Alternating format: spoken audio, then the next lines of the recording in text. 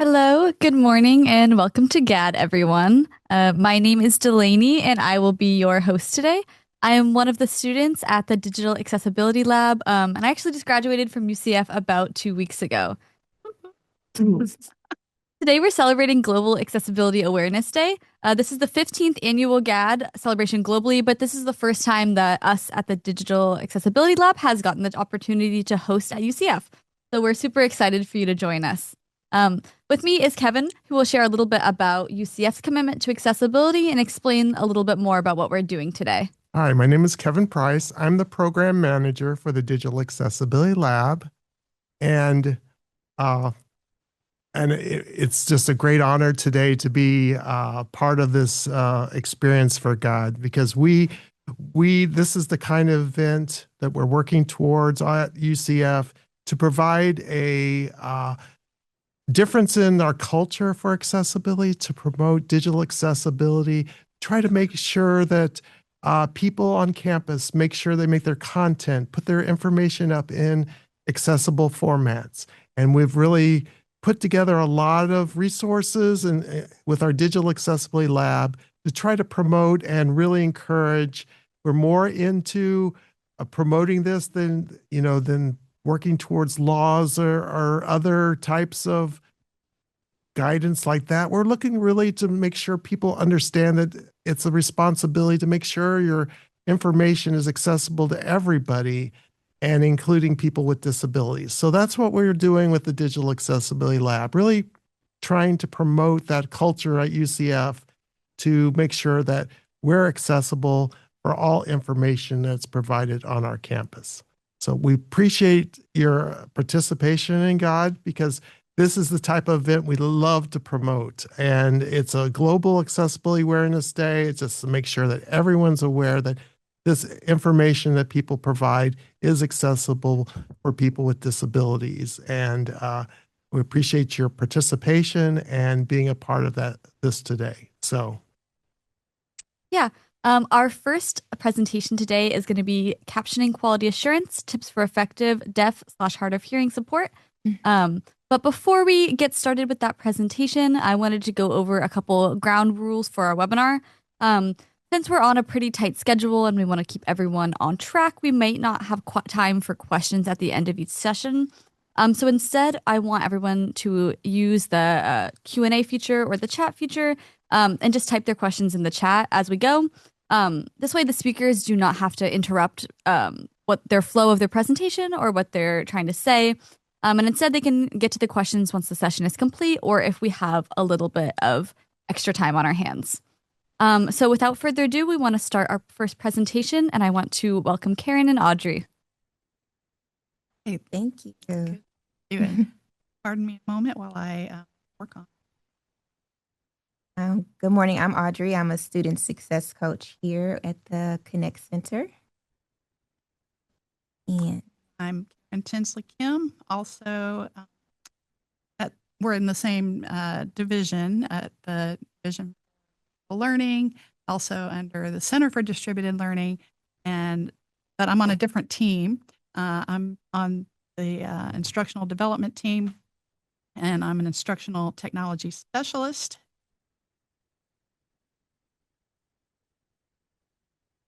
Hopefully, it's our first go at all of this, and I guess I call it the deck. What does that stand for?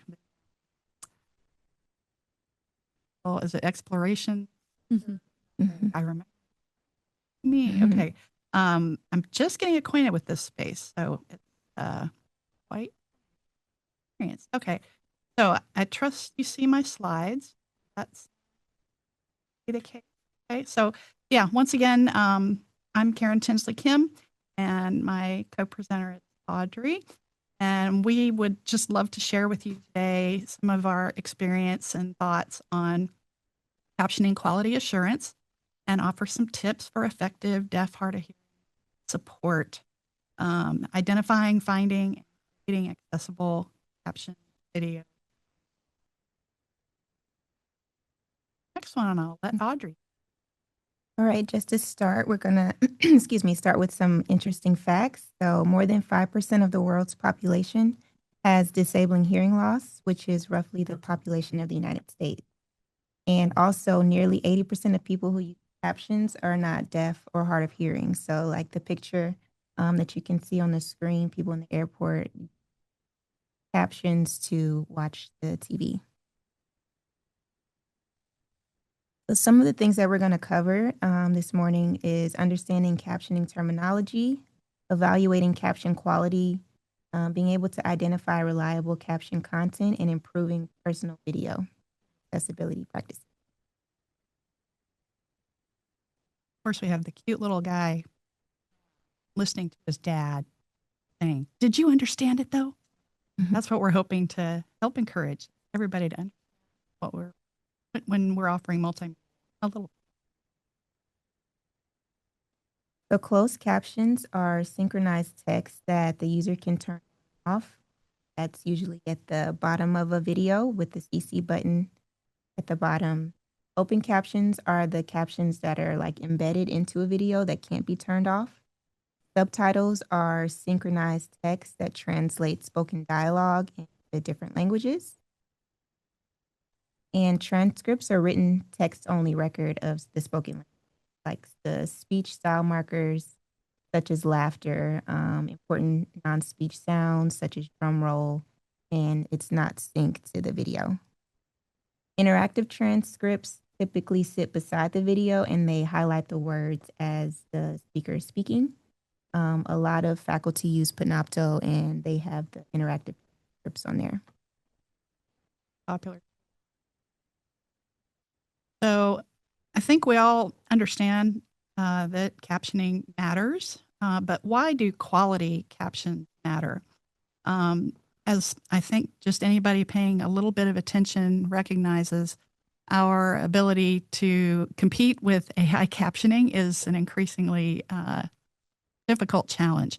Part of that is just because very often, like even in this session right now, we are being provided automatic captioning, and it's helping us identify if our microphones are being used properly, which is fantastic.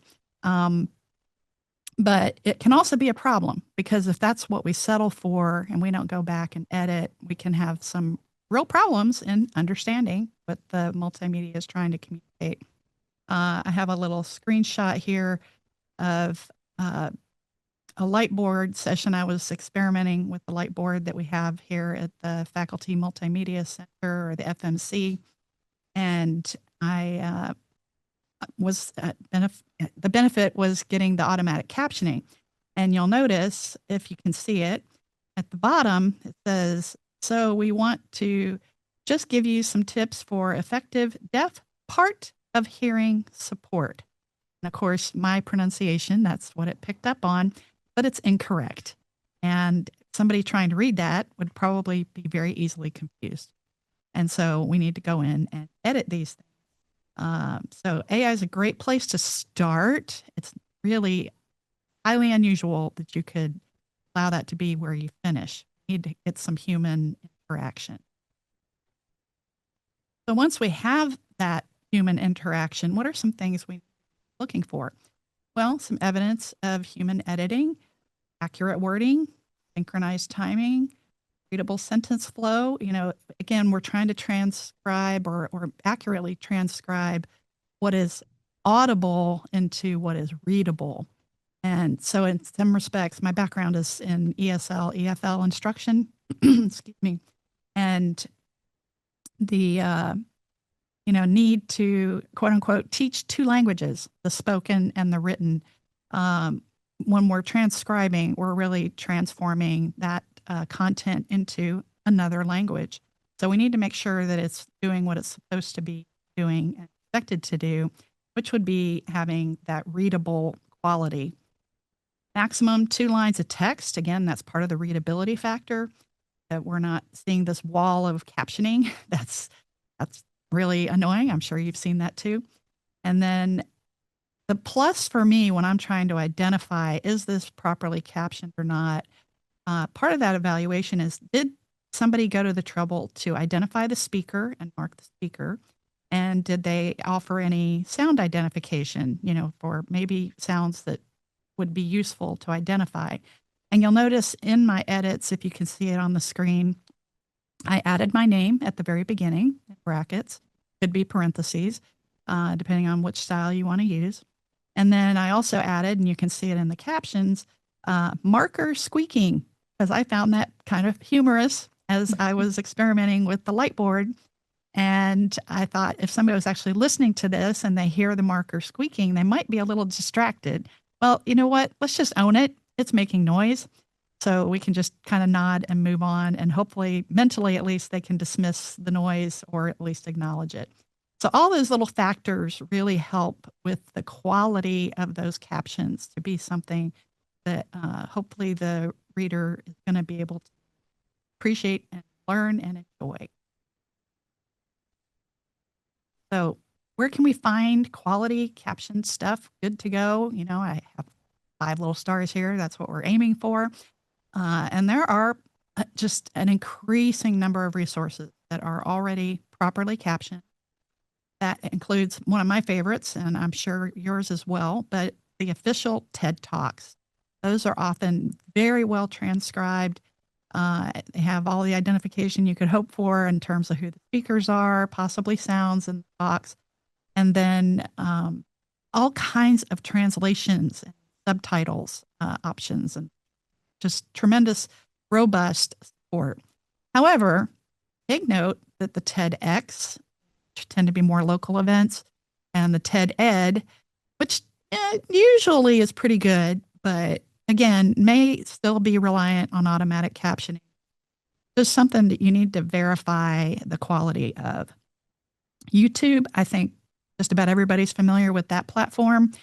And it has been, notoriously famous for very early on providing automatic captioning. But again, just staying there, that is not, where we need to leave it. And so we'll talk more about that in a moment. But sometimes somebody has gone in there and human edited and improved on them. And so you need to check, and we'll do a little experimentation with that in a few moments. But needs to give it some careful thought, because again, sometimes the AI captioning can be misleading and kind of, just click through. You need to make sure that it's what it really is, if it's truly fully supported properly or not. And here at UCF in our web courses, we can also verify in the rich content editor for the accessible video embedder or Able Player plugin for possible proper overlay support, which again, we'll talk about in a few moments. Other resources include our library, and wherever you are around the globe, you probably have also captioned, properly transcribed resources in your library. And so I've listed some of the sources that we have available to us here at UCF. And then, of course, our librarians are awesome. Really suggest that you get acquainted with your subject librarian. They will be very happy to help you find properly transcribed multimedia. It has full transcripts, proper captioning, etc. And if it doesn't have it, they can help facilitate the request to make it happen. All right, and I'm going to turn it over to Audrey. Yeah. And we're going to do a little investigation. So when you are going to choose a pre-existing video to see if it's accessible, we have these 2 examples. We're going to start with the first one.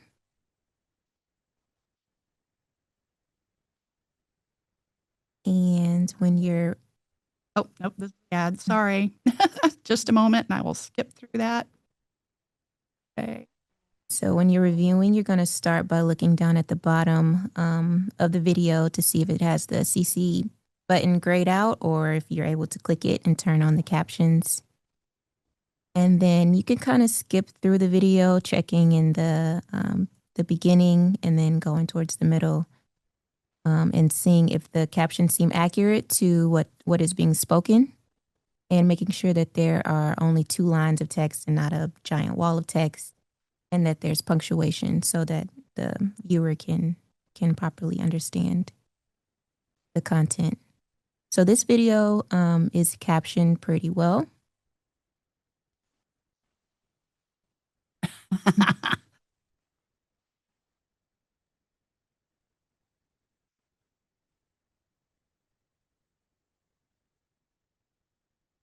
Apologize.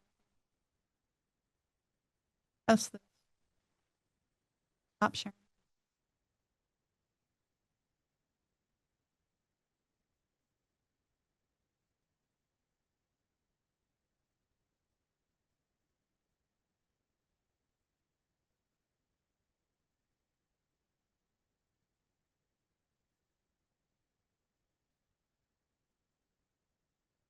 How I And then this next one, um, the third.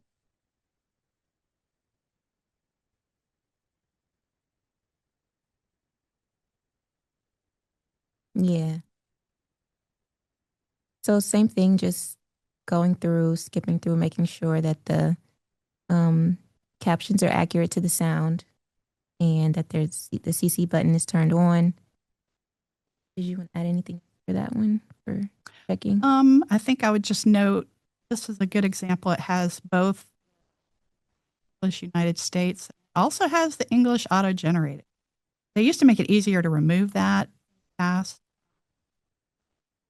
harder observation. Anyway, it's just something to look for, especially clicking here to verify what is being at least supposedly offered. But again, a manual review just for a few moments, such a difference. Okay.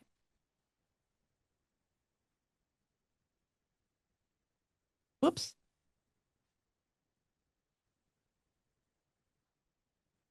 Third option.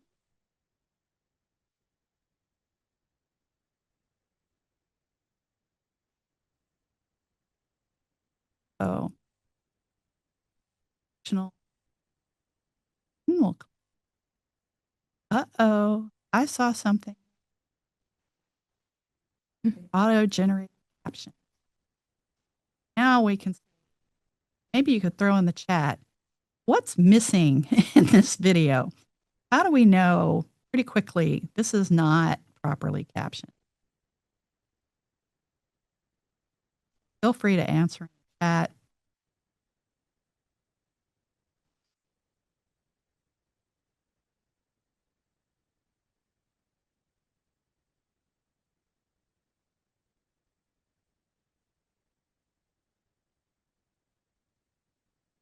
Chat by chance.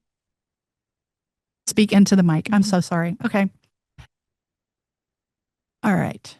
Can you hear me now? I think maybe I should have worn the headphones and then I could tell if I'm on or not. The and I guess I was putting out a possibility if anybody had any thoughts, what they think about this particular video. In fact, I'll back up a little bit.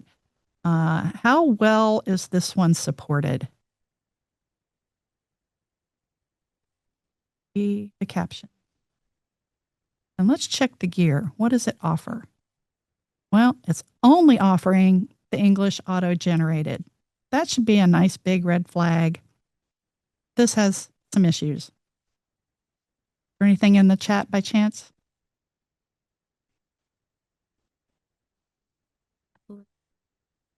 Uh-huh. No capital. Okay. So we're hearing that there's no punctuation, no capitalization. Probably at the very beginning, right? We didn't have kind of speaker identification or resource where this, came from, or I know it's written on the screen, but it's very hard to read, isn't it? So, oh, yuck, right? This is not what we want to walk away and just throw and give to our students and say, all right, have at it. It's going to be more confusing probably than helpful. So, is there hope? Yes, there is. This particular video went through our reactive review process because a faculty member out there said, I want to use this in my course. They had a student that qualified for caption support, And so we sent it off to our third-party vendor, and they delivered for us a VTT file that we could upload to this tool called Able Player. It's from the University of Washington. And, and we have rebranded it internally as the Accessible Video Embedder. So that's why I have two names for it. But what you can see here, and because it only works within our LMS, I just took a screenshot here. But you'll notice that unlike the automatic captions, there's now this overlay provided that has the proper captioning, and it has the option, which is in this screenshot toggled on the transcript. And you can see that that is matching or interactively matching the captioning down below. This is a tremendously helpful tool. So if your institution does not have Able Player yet, you might look into it. All right, we're going to move on. So just to kind of recap, a quick checklist of things to look for when you're choosing videos. Is there closed captions available? Is it AI generated only? Is the timing accurate? Are there speaker labels? Is there more than 2 lines of text? Are there sound descriptions? And is there evidence that there's been a human involved to edit any errors? And if there's a full transcript available? Yep. And so it's a lot to think about.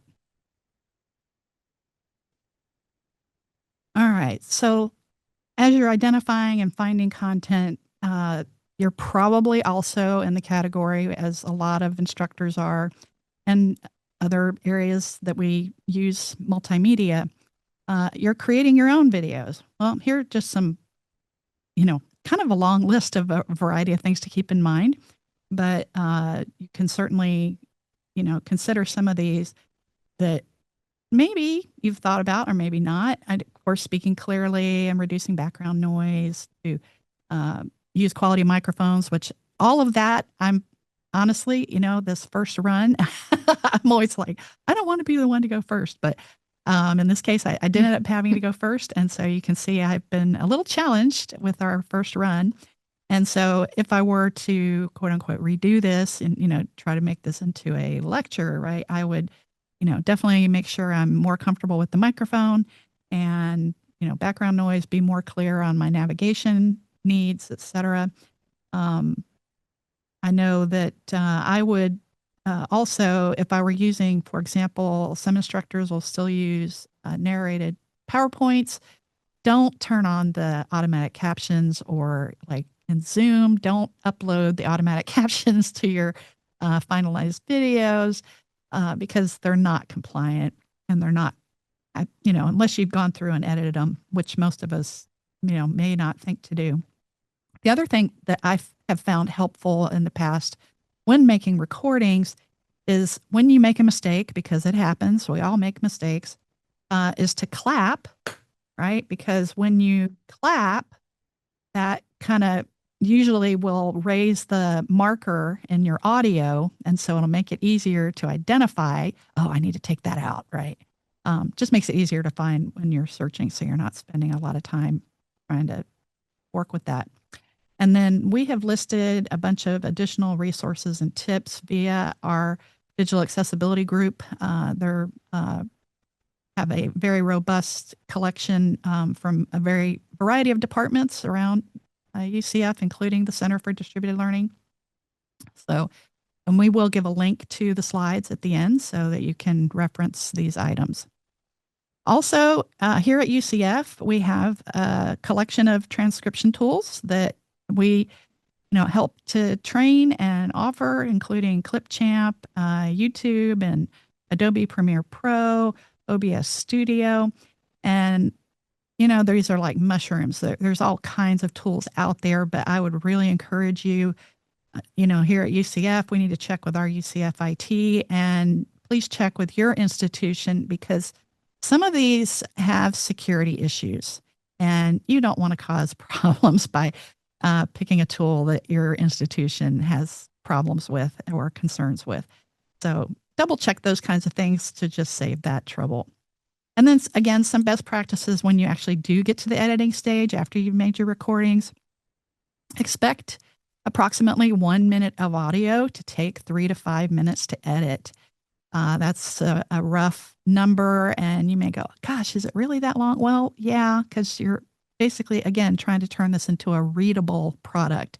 And I think most of us that have written a paper, right, it just takes a while to get a quality product. So with that in mind, have patience, have a plan, and a tentative deadline. Maybe work with somebody to keep you accountable, because it's so easy to get started and put it off or drop the ball or not quite finish it. So having some accountability with somebody will really help. Do it over multiple sittings. Don't plan to do it, in one sitting. If you've got an hour lecture, that's potentially 3 to 5 hours of work.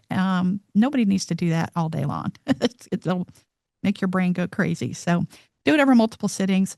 And even better, get multiple human reviewers and editors. Get a team, somebody to give it an initial look, somebody to give it maybe even a second look, and then have a final editor. That's a process I've used over the years that I find very, very helpful, because somebody's bound to see something other people don't. And then once you've got your product, consider other ways that you can utilize it. Possibly I've seen instructors take their transcripts and, make teaching materials out of it. So there are all kinds of possibilities with this work, because, you put in a lot of work. Make it work for you. All right. And I'm going to pass it back to Audrey. So some of the key takeaways for you guys is that proper captions, they benefit everyone, and not all captions equally. To make sure that you verify the quality before assigning videos. AI is a good place to start, but always review AI-generated captions carefully. Use trusted caption resources whenever possible. And I just wanted to share a favorite quote that I have enjoyed over the years from the UX designer, Steve Krug. The one argument for accessibility that doesn't get made nearly often enough is how extraordinarily better it makes some people's lives. I would even venture to say most people's lives. How many opportunities do we have to dramatically improve people's lives just by doing our job a little bit better in that little bit of effort? So again, some additional inspiration here at UCF. I'm pleased to share with you a little icon, because I think here at UCF we are very big, very broad, and the intent to make everything more accessible has been a wonderful challenge, but I think we can all use a little more inspiration and guidance. And so, long story short, based on actually another institution, they had a little icon to kind of help motivate their campus. And over the last number of months, I've been working on this particular logo that I'm coming to kind of label giving your course the night glove treatment. And in other words, that we are looking to, quote unquote, because we're UCF Knights, right? So we're going to slay some digital accessibility barriers where we find them, and also progress on our journey, which honestly, like the eternity symbol kind of highlighted here, it's never ending. It's always going, because if nothing else, the technology is changing, the content is changing, right? There's usually a challenge before us to continue to make improvements. And there are a lot of other kind of symbols and associations, including the fact that a lot of digital accessibility is not visible. Now, in this case, our little presentation focusing on captions, that is very much about visible text. But other things like alt text are not so visible, in headings. And I'll actually be talking more about that in our next session. But I hope this symbol might be of use to you. And as I am doing, I like printing it out and jotting down my little steps in the little blocks, kind of like a game, right? To figure out, okay, what do I need to do first? For example, in the captioning, I need to be looking for properly captioned material. And then, oh yeah, I need to make a video. So what are the steps I need to do? And hopefully it helps motivate you. But most of all, we're doing it together. We need to do it together. This is not an independent project. and we need to support and help each other so that we all have access better. All right. Oops, that's not what I intended to open. There we go. One. So I think we have a few moments for some Q&A, and we'll leave you with at least one question, and you're welcome to have maybe others that are related. But what's one assumption about captioning that has changed for you? Maybe from this presentation, or maybe something you've come across recently. So we'll give you a moment to think about that. Audrey, did you have any other thoughts to share? No, I think you did a really good job of explaining all that. So. Okay. Nothing. I've been really pleased to get better acquainted with Audrey. We've even though we're in the same division, we just recently met and found out that we have some similar job experience reviewing captions. And so I was feeling very isolated because I've been doing this job with our student accessibility services for a number of years. And turns out Audrey at another institution was doing something very, very similar. Yeah. And so I was like, we got to tell other people about it because we know this is an area we can really make great strides with a little bit of knowledge.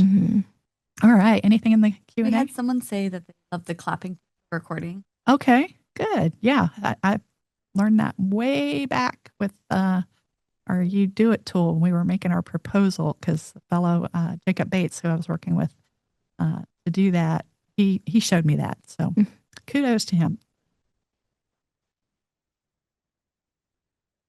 All righty. So maybe I'll throw another idea out there. What are your biggest headaches working with captioning? Do you have any particular experience or thought, or how are your institutions working with it? Are they? I know Audrey was telling me that her other institution, they did not have as much access to a third-party vendor to remediate content. So as a result, you guys were what? Yeah, we were.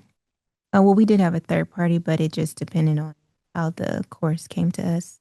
It was a student that requested it, or if it was for a quality assurance review. Yeah. Yeah. So it's so easily complicated, isn't it? So that's where I hope we've been able to maybe give you some ideas and simplify it just a little bit. Okay. Any other comments or questions? Not so far, no. Okay. That's totally fine. Thank you, everyone, for being here. And I think I've got, there we go. We have our final slide, and we have the QR code, which is the same as the bit.ly link, but that's a link to our slides. So if you wanted to get access to the, night glove treatment graphic, or the YouTube videos, or discussion about Able Player, etc., the tips, all of that, we totally welcome you joining us. And if anybody can test it and make sure they can access it, that would be terrific. Make sure we know that link is working, our code is working. So the bit.ly link, it's bit.ly/Q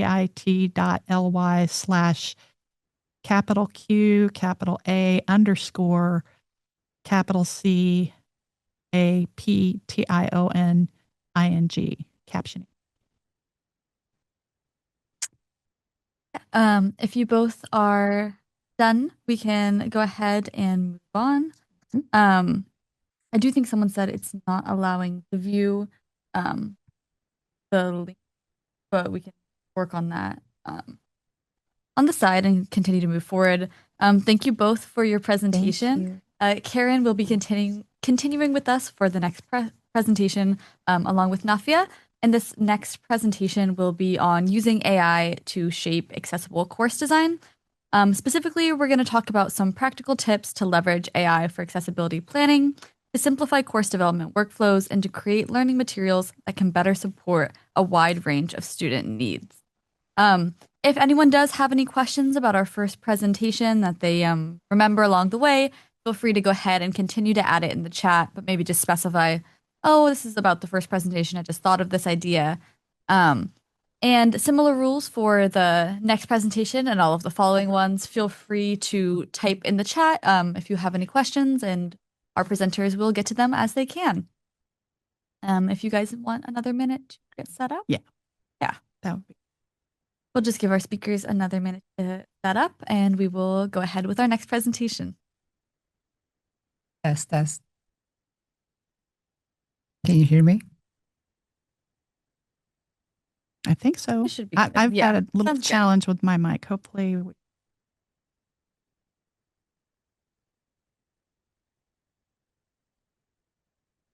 Yes. Thank you. Yes, I think everyone This can mic hear is a you. little weird. So are we Sure, supposed to doing it start at 7:40 or? Yeah, you can go ahead and start whenever you feel ready. Well, Right. and I'm gonna I'll share my slides, or like I did now that I know. Now you're the expert. And I'm trying to remember just off the top of my head. I don't think there's any outside link. Like, yeah, okay, yeah, okay.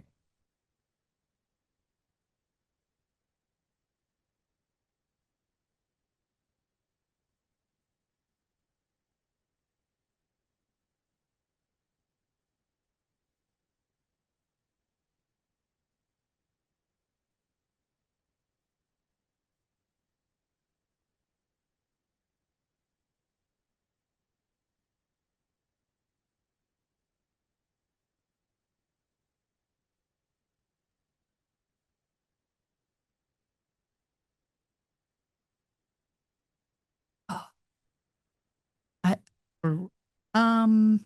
once I share them, Why don't you? Yeah, go ahead and do that.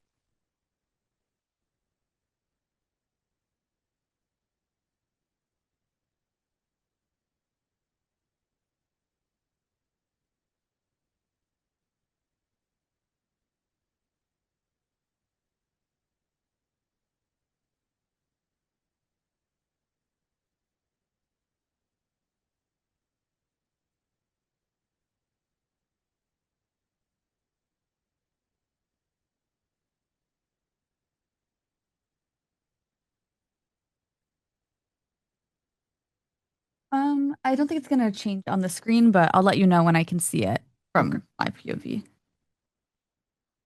Yeah.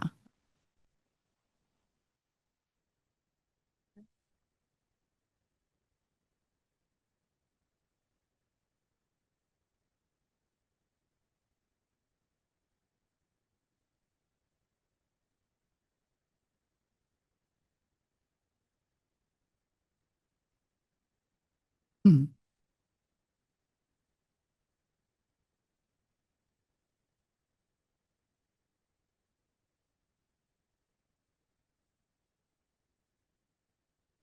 Looks good to me. Right.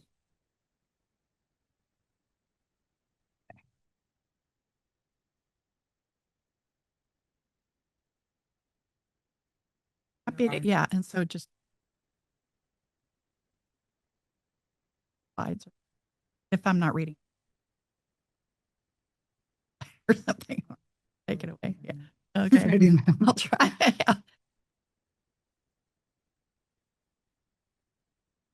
All right. So hello, everyone, and welcome to our day.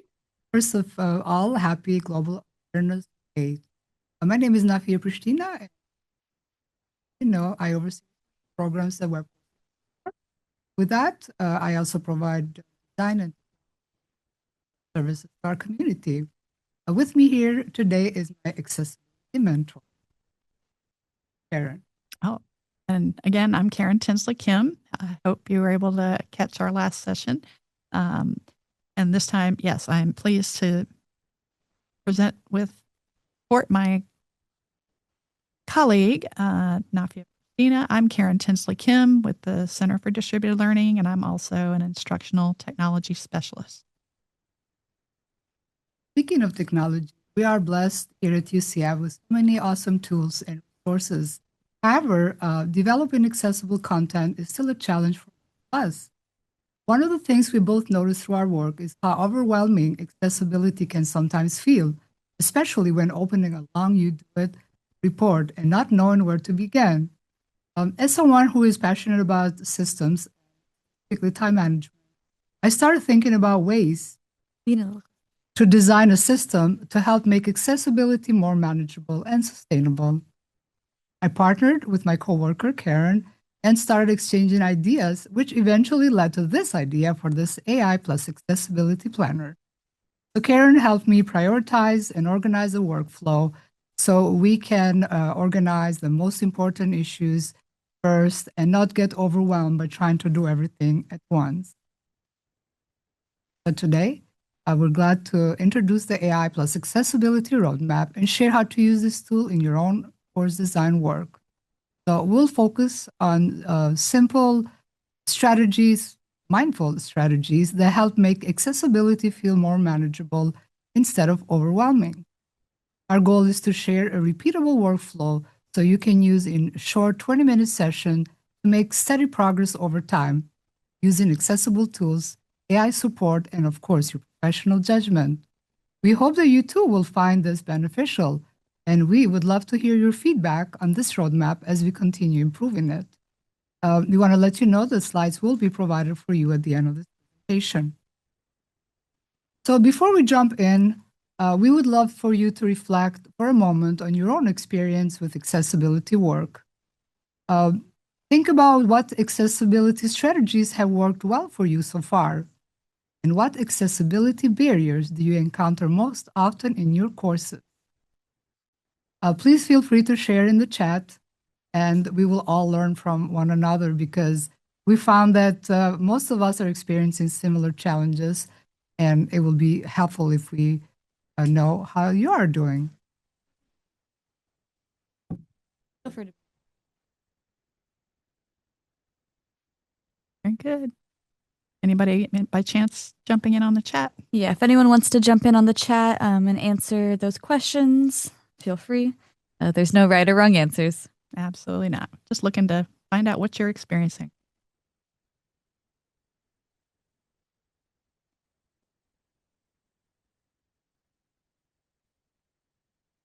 Well, they can continue reflecting, and Exactly. we would love to hear more from what they have Jump to in say. anytime. Yep. So we'll invite Karen again to tell us the why and why this work matters so much. Yes. So again, there's a lot of things that we are maybe immediately aware of and others maybe not so much. Even though it's not very common for a number of, we usually don't have a large population of students who are using screen readers, but the ones who do really, really benefit from that extra effort to make sure that your work is navigable and descriptive and using meaningful structure and lists and just, keeping it well organized. And even though a lot of those things for a screen reader that's really focusing on kind of the invisible back end really can benefit our other students who are more visual and being able to have a well organized collection of content. And then, as in our previous session, right, we may have students who are watching without sound and they need that accurate human reviewed set of captions or transcripts. And of course, the context of why they need to watch this piece of multimedia. And then, like so many of us, right, who is not busy around here, right? Everybody's busy. And so keeping it really easy to navigate, knowing where to go, and reducing that cognitive load, all those things are so important and why we aim to try to make things more accessible for everyone, regardless of, particular issues we may be aware of in our particular semester or course, but really aiming, again, for as many as we can, serve them well. So is accessibility extra work? Yeah, it is. But the results really should motivate us to keep improving so that our students have those opportunities for learning, leading. This also might be beneficial to have a mindset shift. Most of us, if we've been at this at all for any length of time, very often we encounter it first because we're told we have to. Maybe we have a student that has a particular need, and so we get reactive, right? And so we wait until we're asked, or waiting until, okay, you know, that Title II thing, okay, it's not coming till next year. I'll put it off till I really, really have to do it. And then when you do get to it, you get overwhelmed. And so maybe you fix a couple things and then you just go, well, I'll get to the rest later. Not a very helpful, productive pattern, right? Because you're not probably gaining the momentum you need to move forward. So shifting that mindset to where you're taking that more proactive stance. And, you know, as Nafi is going to explain in a few more moments here, you know, building habits, you know, she's going to suggest a 20-minute approach and looking for patterns and choosing, just start with one, right? One high impact area to work on, using AI and using it carefully, and then verifying and documenting your progress. Now, James Clear, I've got a quote of his at the bottom that I really love because I'm always challenged by it. You do not rise to the level of your goals. You fall to the level of your systems. And so Nafi is going to give us a little more insight on a system that you might want. Thank you so much for reminding us of that important quote. So yes, this planner is a systematic planner, definitely. It's a 30-day planner designed to support your workflow and to help make intentional accessibility improvements. So here you'll see a QR code that we have provided for you, as well as the URL. And this will lead you directly to the Webcourses UCF course within special programs. And there you will find some more goodies. So this is a printable planner which has been designed with checkboxes each day. So for those of you who like to write things down, you can actually mark tasks as complete and just, you know, use it as an accountability partner in a way. So it will help you break accessibility into smaller daily actions and help you serve as an accountability partner in a way. So each week, as you can see here, focuses in different areas like high impact content issues, media accessibility, and overall tasks that will improve your course experience. This planner also includes some AI prompts you can copy and paste into Microsoft Copilot to help support accessibility improvement for your course. So overall, the goal is really to help you with consistency, reduce overwhelm, and create sustainable accessibility habits over time. So here is the workflow kind of summarized in 5 steps. We'll start with check, choose, use AI, review, and recheck. So the goal is to focus on one accessibility improvement at a time with at least 20-minute session per day. So as we go through the steps, think about how this workflow could apply to your own course content. So in step 1 here is simply identifying issues. So you'll start by running You Do It and in your course and start reviewing the report without getting overwhelmed, of course. So at this stage, don't worry about. Maybe you could pause for our outside UCF audience to just briefly explain You Do It, what it is. Maybe that would be a better time for You'd like you me to advertise. You do it since you're the founder.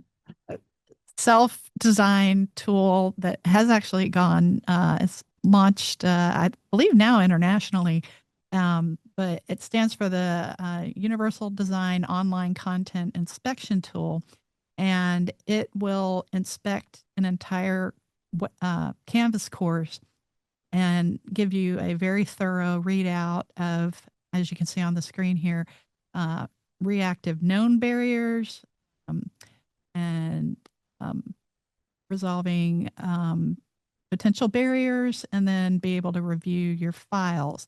And so, of course, the bigger challenge and, you know, what you probably want to focus on is the known barriers.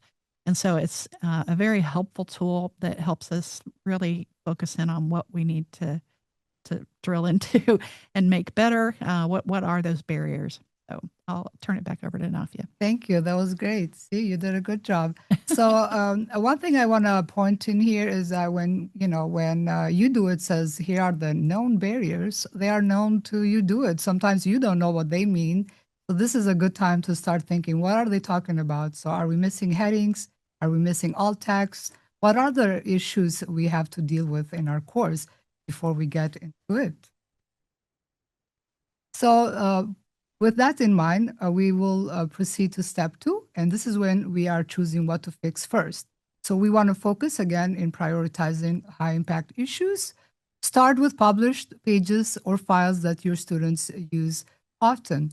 This would include things like the homepage. So the screenshot to the right is showing the homepage for my course. Then you want to move into the core modules and pages within, as well as assignments. So make sure pages have correct headings between paragraphs. And as Karen keeps reminding me, according to UCF You Do It report, most courses in web courses at UCF apparently have issues with page headings. This is the HTML headings for H1, 2, and 3, which affects students that use screen readers. Sometimes we see text style to look like headings instead of using real headings inside Rich Content Editor. So in step 3 is where we can start using AI to support accessibility improvements. Because UDoIT cannot fix every issue in a page automatically, Copilot can indeed help draft improvements for the whole page with a simple prompt. So for example, you can use AI to organize headings within the page, rewrite instructions more clearly, obviously in your existing content, and generate alt text for your images that need alt text.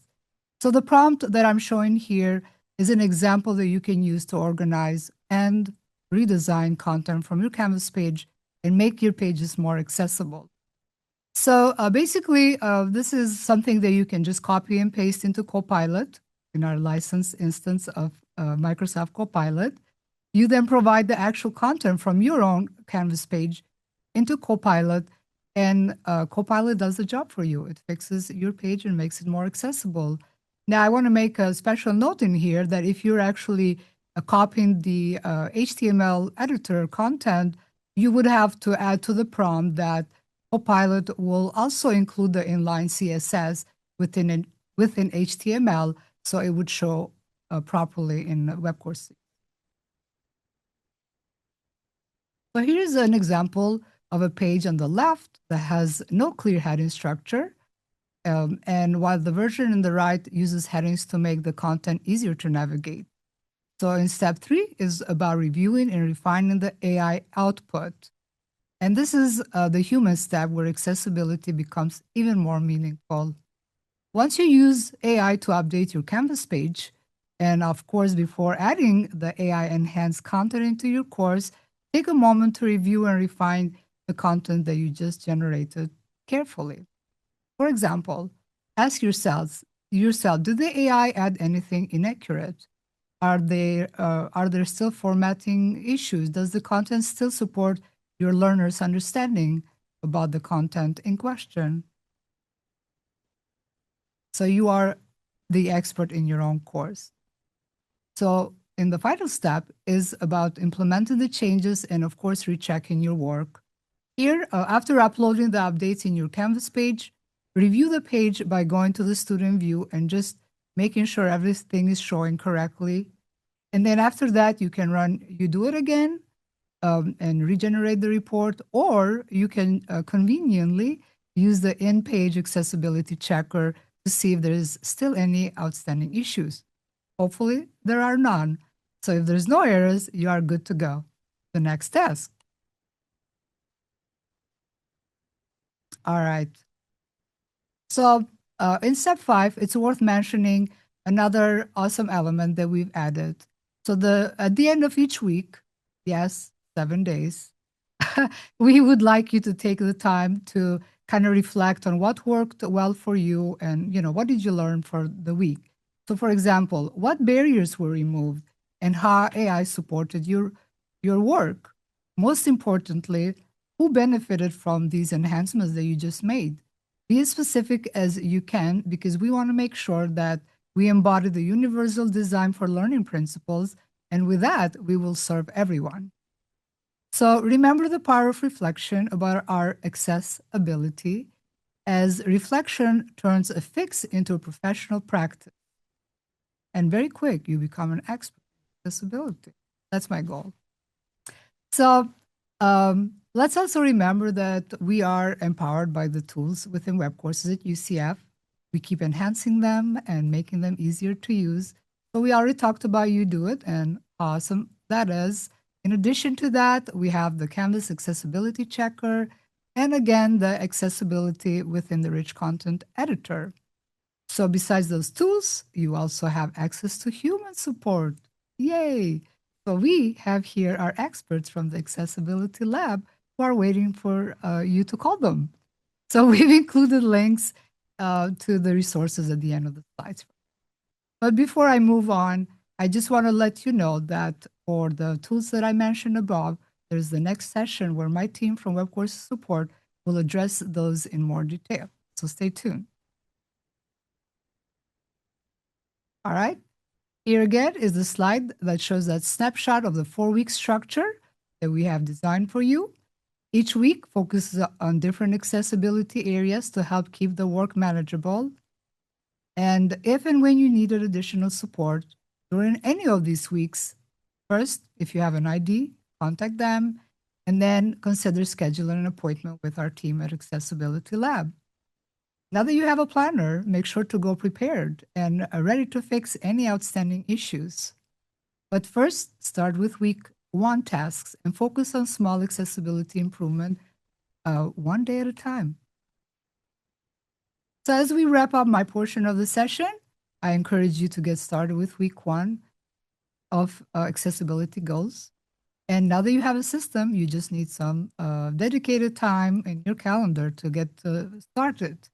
So I invite you to take one step today and start scheduling focus time in your daily calendar and mark it as my accessibility commitment. So as you see here on the screen, we want you to start with 20 minutes, open your course, run UDoIt, focus on high impact issues, and use accessibility tools to help you fix as many of those as you can. Then remember that you have the AI friend and use those tools to help support the process wherever appropriate. Please do review the output carefully, and you are responsible for your content. So continue building small accessibility habits over time and celebrate your progress. So thank you for your commitment to being a Knight for Accessibility. Let's charge on together. I'll hand it over to Karen. I'll do my best. And this is just a larger version of the infographic we had toward the beginning. Again, this is Nafia's AI generated, edited AI plus accessibility roadmap. So again, she has gone over how we need to step 1, check or identify. Step 2, choose or prioritize. 3, use AI as our drafting tool and go back. And then step 4, review and refine, applying our judgment, our human judgment. And then step 5, implementing and rechecking as needed, closing that loop. And then as needed, go back to step 1. So maybe for a different topic. And so there's a lot of detail in here. And again, in a few moments, we'll share the link for the slides. So if you would like to examine this a little more carefully or maybe print it out and keep it as a motivational tool, we would certainly welcome that. So accessibility is not a one-time task. As Nafia has well described for us, it's a mindset. It's also a habit. And ultimately, it is our professional responsibility. And again, that professional responsibility is us also stepping up to work with each other, because most of us maybe are more experts on certain ends than others. Like I know captioning like the back of my hand, but PDFs, I need some help. So let's work together and make those improvements, and one at a time. So one accessibility fix today reduces barriers for every learner who enters the course today and tomorrow. So small steps, consistent habits, greater impact.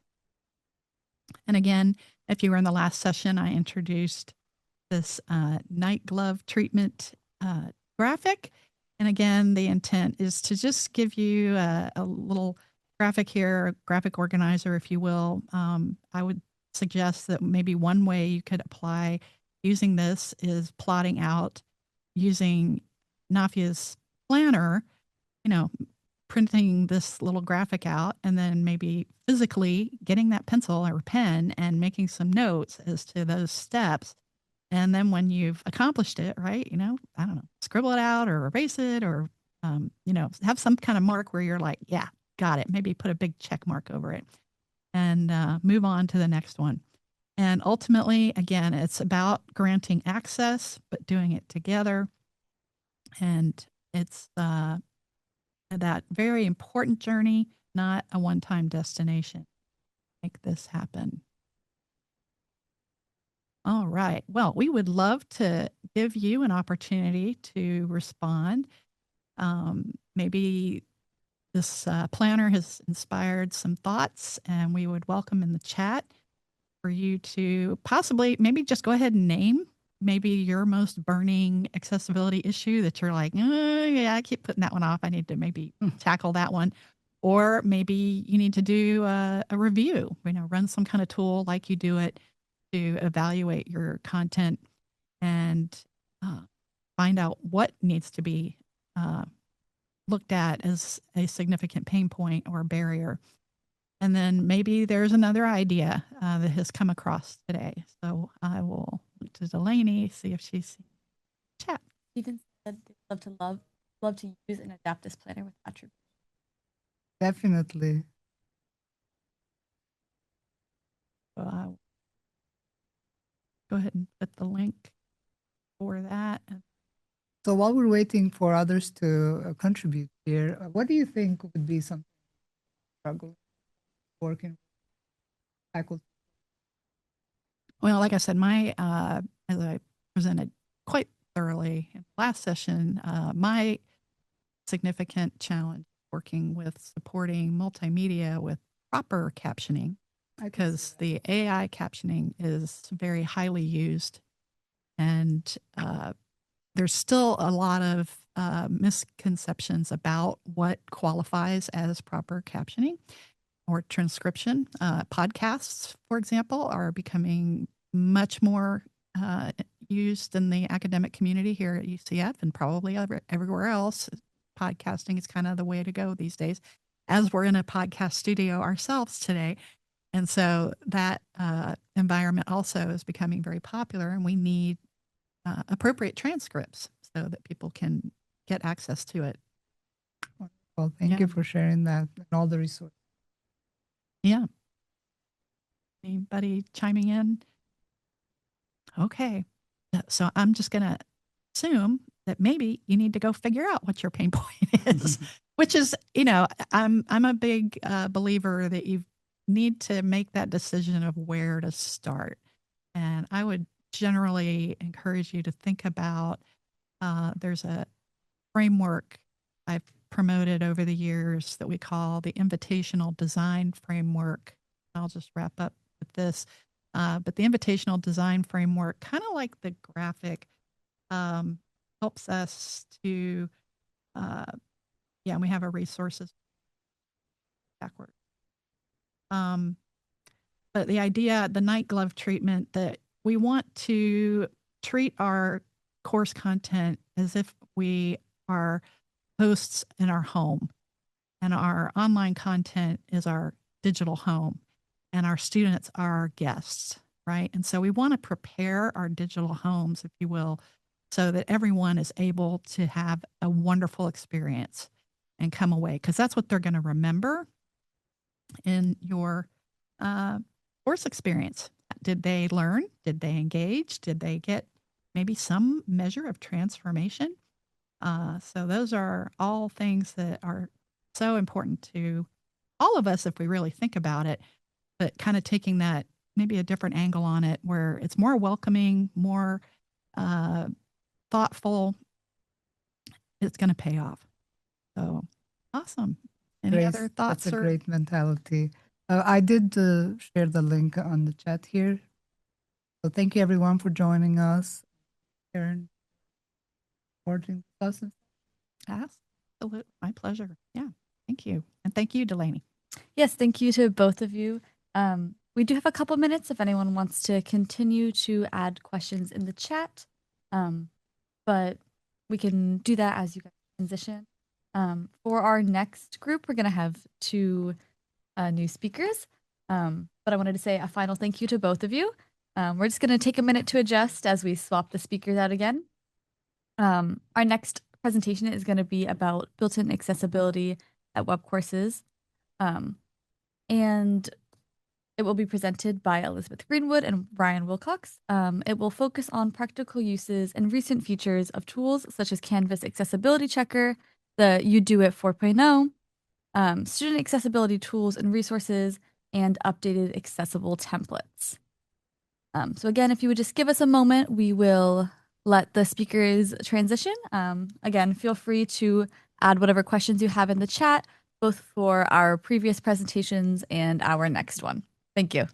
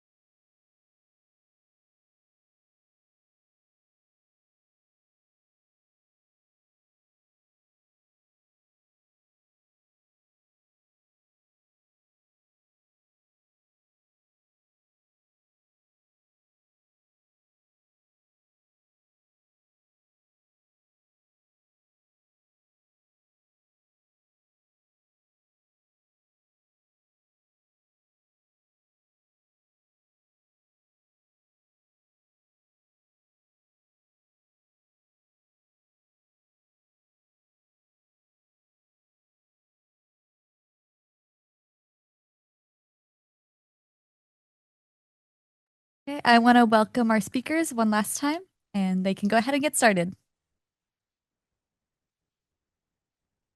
And I just need to make sure that I'm sharing. Hello, my name is Elizabeth Greenwood. I am the manager for training and development at the Center for Distributed Learning.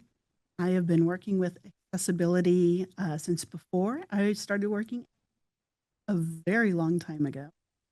And I'd like to introduce my co-host, Ryan. Yeah. Hello, my name is Ryan Wilcox. I am the team lead for Webcourses support. I have been an accessibility advocate for, I don't know, probably at least 10, 12 years now, I would say. While I don't necessarily need to use captions, I am a big advocate of always having captions on everything. I found that it's very useful to have there, even you miss a sound. It's nice to have it there written on the screen sometimes. So anyways, just a huge advocate. We'll get screen shortly. Should be Perfect. All right. There we go. So thank you for joining us today. These are all tools and features that are either native to Webcourses, which is the Canvas software, or ones that have been developed here at UCF. You've already heard about several of them, including You Do It. But we're going to go a little bit more hands-on about when you would want to use these tools, where you can find them in Webcourses, and the different things that you would probably want to be focusing on.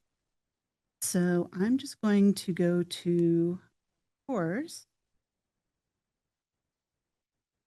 And did you want to start? Yeah, I can go. What we're going to do is we're going to go over using all the tools on one page and show you how each tool kind of picks up a little bit different stuff and why it's important to use multiple tools and content accessible. And now I have lost my cursor bar, so give me a minute to figure that out. I apologize. Okay, here we go. All right, so on this page, we'll show you RCE, the rich content editor. Actually, I'm going to switch the microphone up. All right, hopefully that is still good. So within the rich content editor, once you have a page built or as you're building your page, this is a really good tool to use. You have accessibility man down here at the bottom. It gives you a little badge icon that shows you how many issues it identifies on the page for you. So if you go ahead and you just click the thing, it will pop in each one of the items that it sees. There's this nice question mark up here if you've never used it before.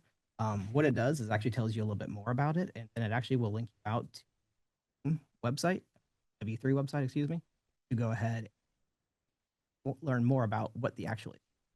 It's very nice, so you can learn the actual real problems behind the stuff if you're interested in that. As a tech person, I love learning about this little ins and outs like this, so it's very fun for me. So anyways, let's go ahead and continue. So how this tool works is telling me there's not enough contrast here. And so as you change the color, okay, it's still not saying. So you see this blue apply button, there's still not enough contrast. So the key here is to make sure once you see that blue apply button, then you can go ahead and apply it and fix that issue. I'm not going to fix any issues today just because I am showing on different tools, so I don't want to fix things and find them. So that is how you would fix this. You literally just drag this icon around until it gets the color that's acceptable and apply in the next tool or next issue. So in this case, we went from a heading level 2 to a heading level 4, and it's saying heading level should not be skipped. So fix the heading oh my goodness, I can't talk. Heading hierarchy right here within the tool by hitting apply afterwards, and then next, let's skip that one. The screenshot. So what it did here is identify the alt text for this image as bad alt text. The reason it identified it as bad alt text is because of the .png. And I'm going to show you, there's another one down here where all I did was remove the .png, and it does not check that. It does not catch that as an issue. So literally, while it checks alt text, it only looks to see if it's the same name as a file. It doesn't guarantee good alt text. So, you know, make sure you double check your alt text actually valid. And then here we go, another issue color. I'm going to pass that one. And then here we got, I added 2 extra items to a list that aren't actually part of a list, that aren't actually a list item. It's like I call them false lists. And so what this does is telling you, hey, this isn't a list, but it probably should be. And so we'll let you format it as a list if you want to. Last item is there's no caption on this table. All tables captioned. So that is the issues that this tool picked up.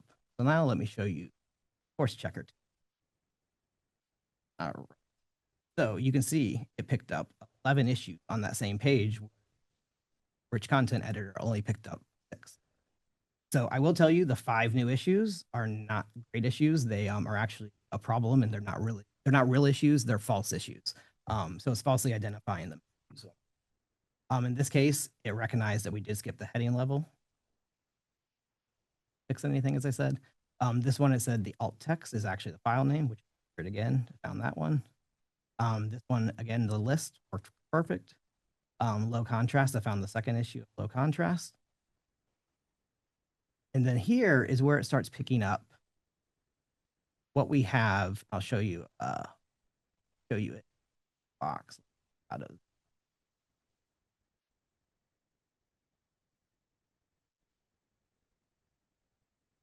And so this is inside of a box that has a div tag, and the div tag is what's giving it the color behind it. And accessibility checker cannot read those div tags. It can't read CSS, so it doesn't know. It thinks it's white on white because the rest of the page is white. So it is falsely identifying this as, we know that it's not, so we know we could.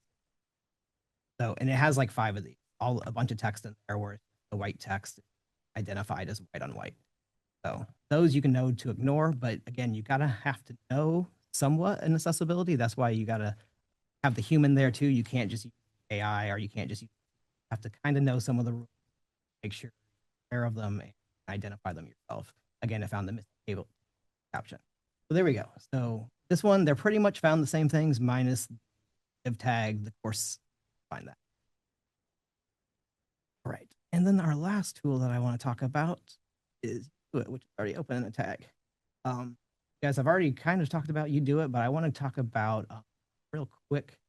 So what I did here, as you see, UDoIt by default checks your whole course. If you want it to do a one-off check, I created a module and I only put my simple syllabus page in that module. So then you can sort by module here, and you can say, oh, I only want to check this certain module. So for me, this is only checking one page.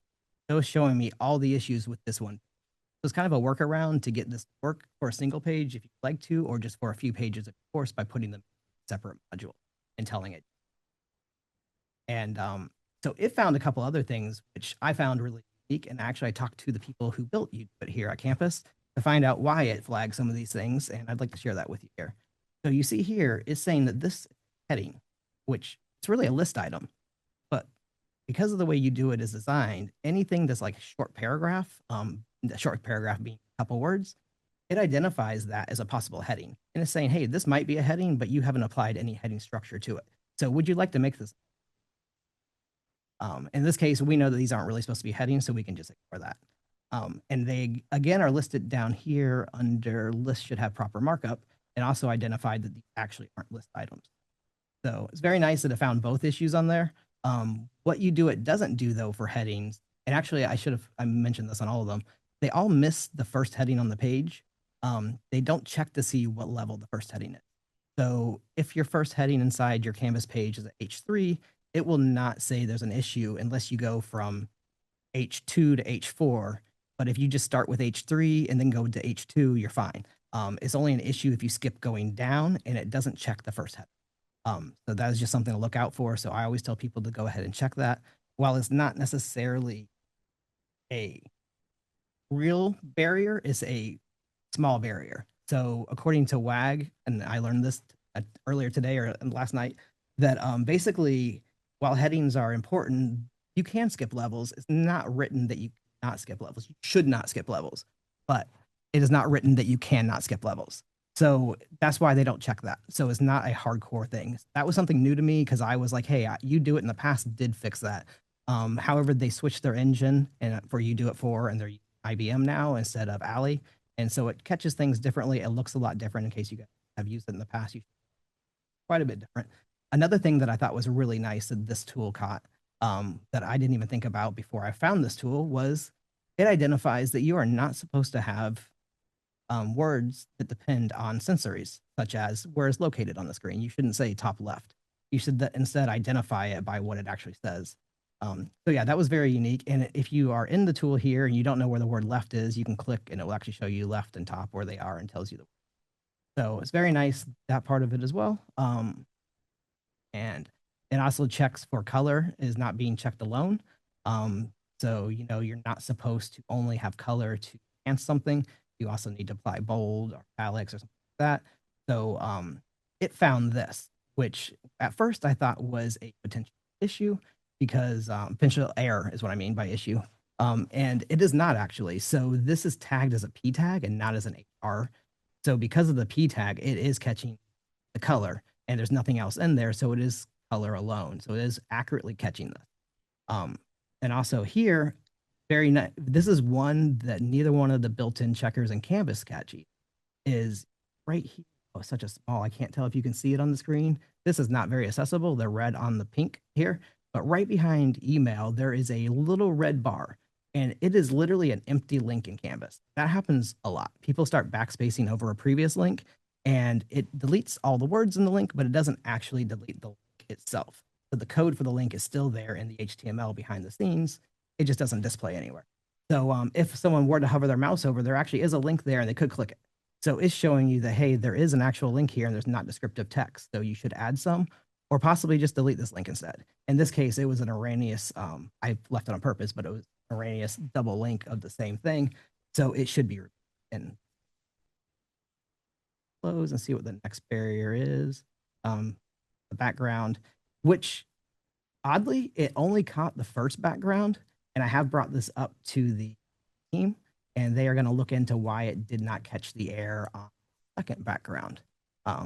I'll go back to the homepage here. So the first one was this was too light, and the second one down here, I have green, dark green with a black, and it's very hard to see as well. So for some reason, did not find this one, but both of the canvas checkers. There is another checker that we like to use, which just is not remedial. It's just for viewing only. It's a plugin for your browser. It's called the Wave tool, and you can click on it. You don't want to necessarily see. I'm actually going to minimize that part of it. We're going to just focus on what we see here for the time being. Not that other part isn't important. It is very important. But you'll see all the issues. What I like about this is you see over here, it shows us the alt text right next to the banner.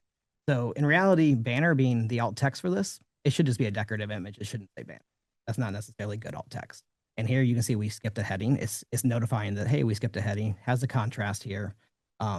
It actually picked up these two links as well that were PDFs. And it also picked up these as you might need to check them. Far away again, sorry. Getting too comfortable and leaning back. My bad, guys. So another thing it got was it shows you everything in here. The click here. As you notice, none of the other tools actually identified here as a bad link. This is definitely a bad link. We should never be using click here. So this is why I like to use the Wave tool. It's just a very quick overview of your page, so you can skim through it very quickly. And here, this is like, hey, this is a redundant link or empty link, and then this one will be the redundant link. So it shows you a lot of different little things that you can see with just a real quick glance. So I find that it's very easy to give a one glance look over of your course and be like, oh, look, there's all these issues that I have. And then you can go into the actual editing and change them. All right, I'm going to hand it back to Elizabeth. One thing I want to mention about the Wave tool that I particularly like. So in that sidebar that you reduced, Ryan, would you just open that up for a moment? Mm-hmm. This can be a lot on the page. I can really get lost in the clutter, but you can go down on the side and select what settings you want to see. So maybe I want to disable certain alerts, like anything related to ARIA. There are some ways to filter using Wave. So it's nice because it's free. You can see there's 164 area. Most of those are things that are outside of our ability because they're built into the Canvas code. So I can just sort of not pay attention to those and focus on the other issues. I'm going to go ahead and share my screen now.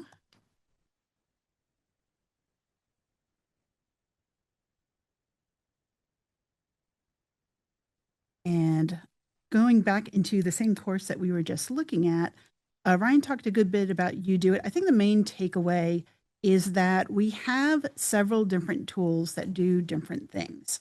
There's a lot of overlap between them, but there are definitely going to be edge cases.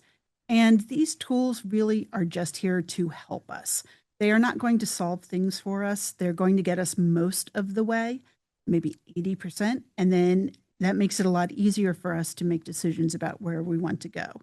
The link in the sidebar for the Canvas checker is really nice because if you're not sure exactly what they're talking about, some of these are things that are very common. Headers, I think, are probably the one that we are most notice most.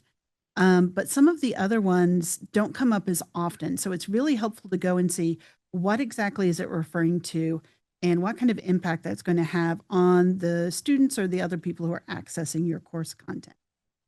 So in addition to accessibility and You Do It, we have a lot of other tools and resources that are built in both for faculty and for students in web courses that people aren't always aware of. I have a link to student success resources right here.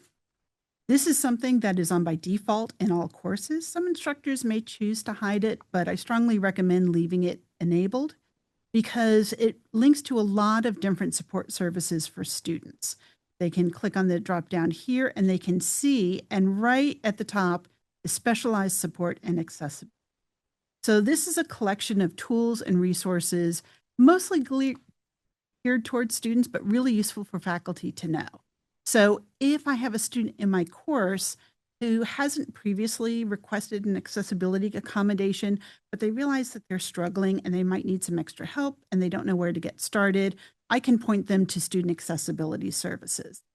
If I am a student in a class or if I'm a teacher in a physical classroom and I discovered that there's some sort of accessibility concern, you can report it right here. So usually we think about things that may be blocking access physically in a classroom, but it could be even something as small as a light is flickering. And if that is triggering migraines or is distracting students, that can be reported, and then they can come and they can take care of that issue in the classroom. So I really like to hype this up. It's a really great tool that's been enabled by the Office of Instructional Resources, and we want to make sure that people know that it's available so that we can take advantage of it. Building an accessible future, this is actually exploring accessibility initiatives and resources at UCF. I think it's definitely worth looking over. It is student facing. We do have, and it's not listed here, but the accessibility site for the entire university, which is ucf.edu/accessibility, which I also highly recommend as a resource. That is much more faculty facing. But then, of course, the Digital Accessibility Lab, who is helping us organize all of this and all the tools and resources they provide, especially for reviewing and building digital content.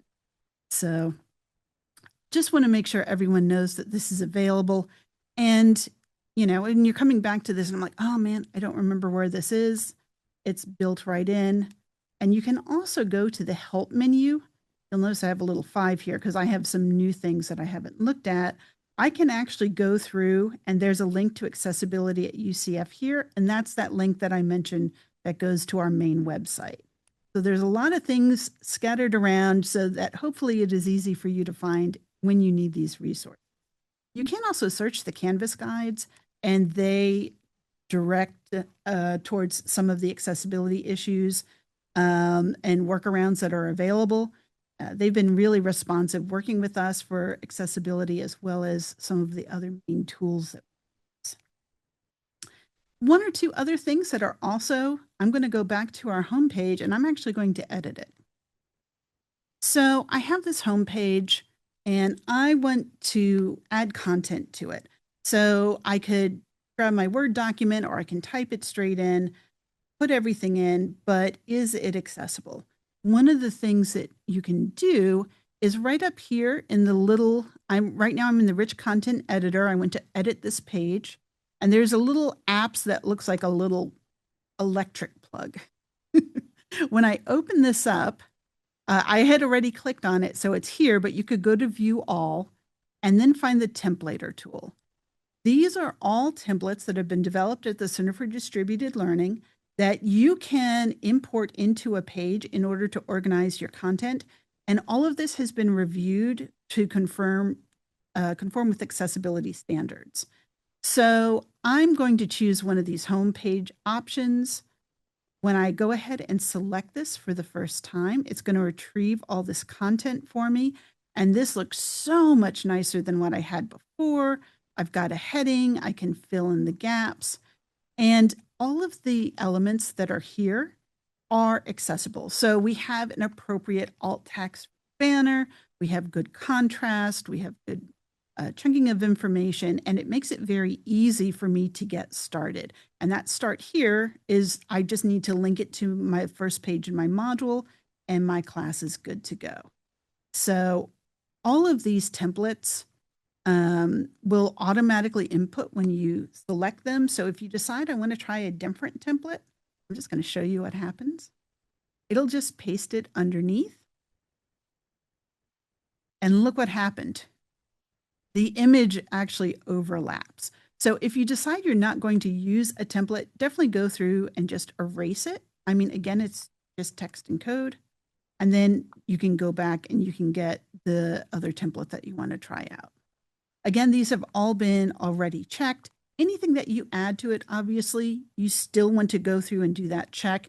And that's when this accessibility checker is so useful.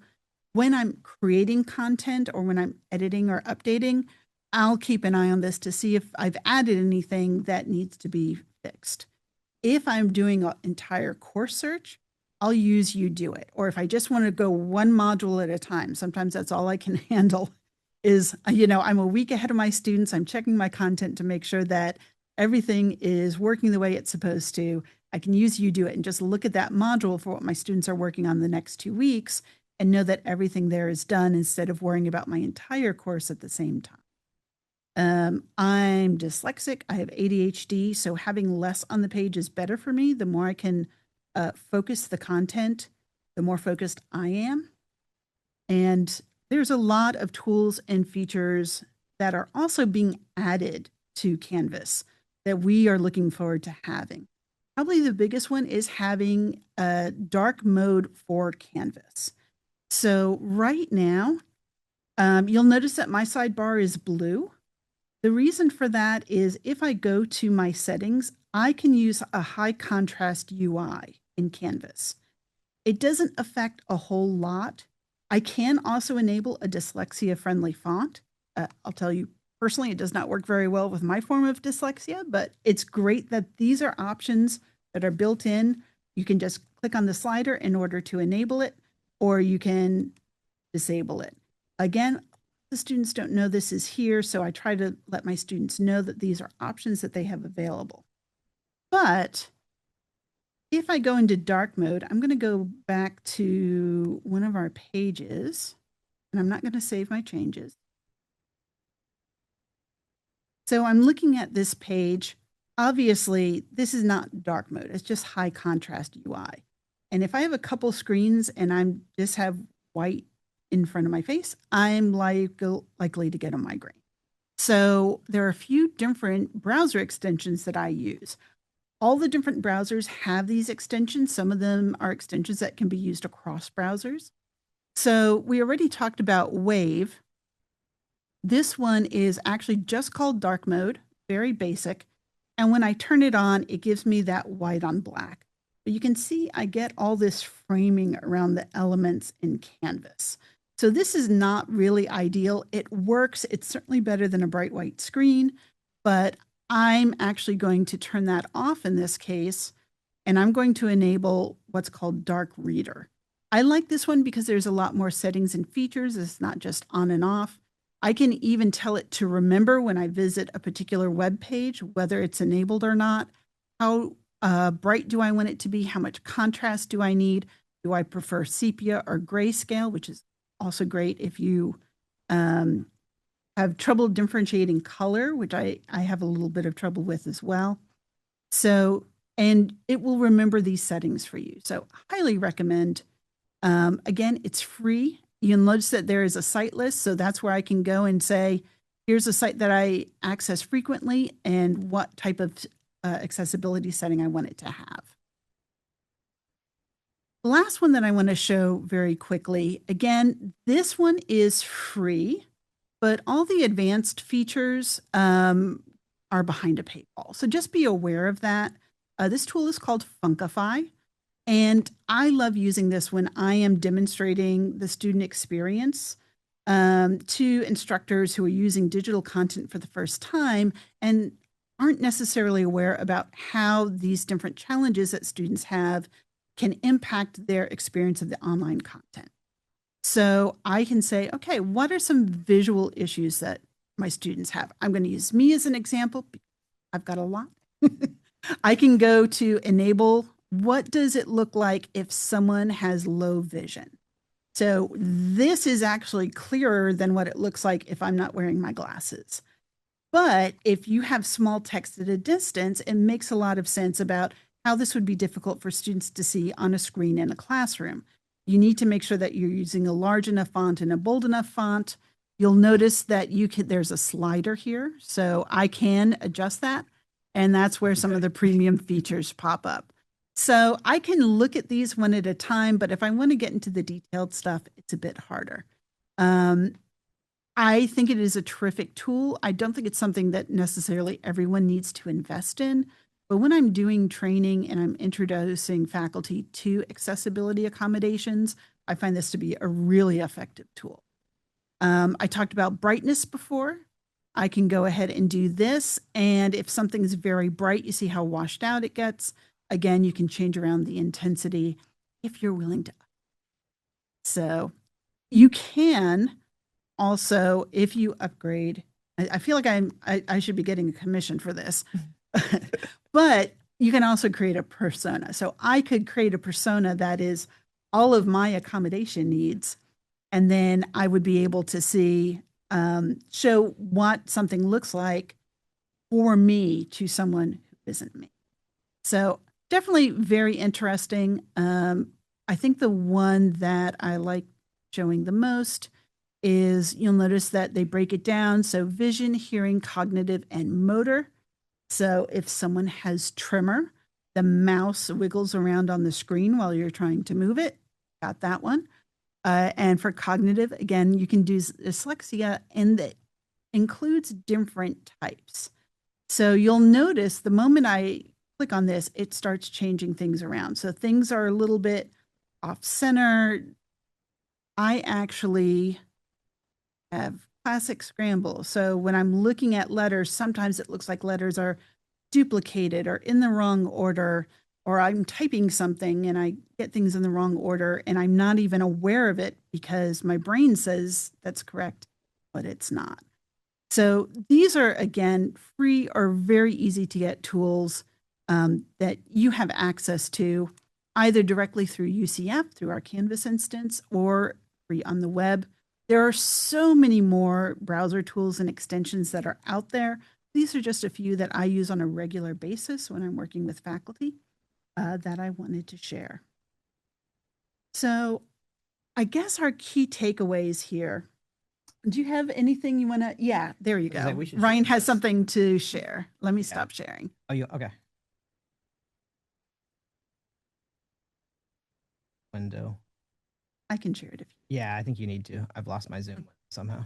No problem. Oh, I got it back.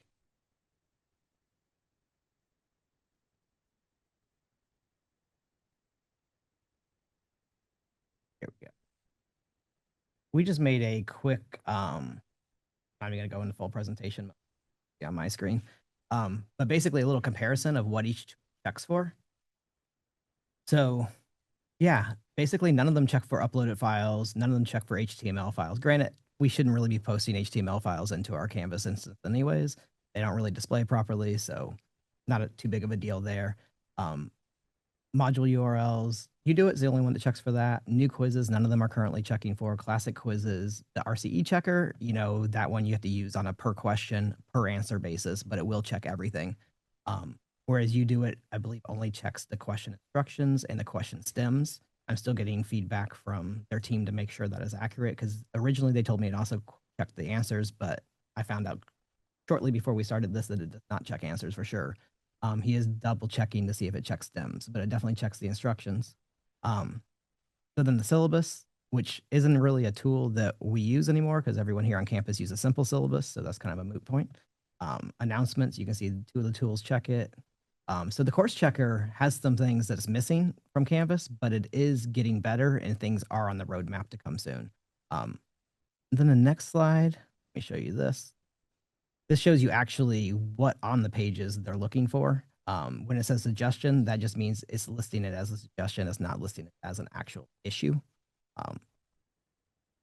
So you got missing alt text. If the alt text is a file name, insufficient color contrast, skipped header levels, except for the first header, excessively long headers, missing captions, or missing scope on your table rows and columns.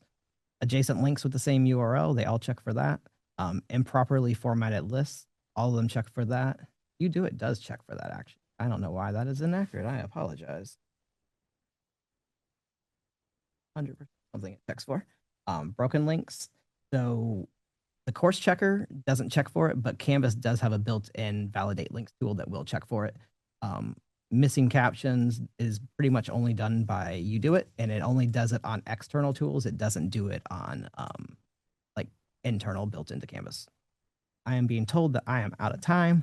So these are some of the limitations. I'll just leave it on the screen for a second so recording it can pause it and see them later. All right, thank you. Thank you so much for having us. I just put a little note in the chat. If all of that was a bit long, don't rely on just one tool. Mix and matching will help you fill in any gaps as you're working with your content.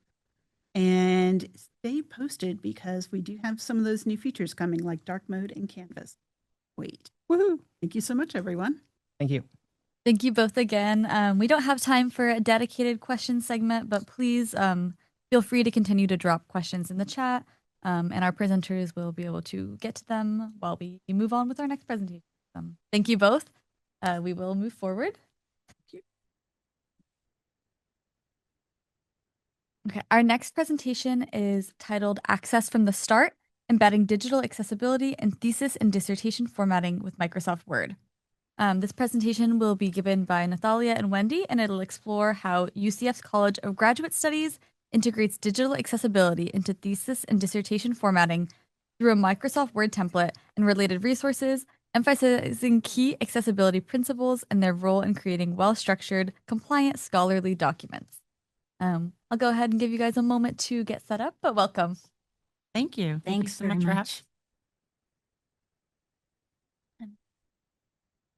Okay.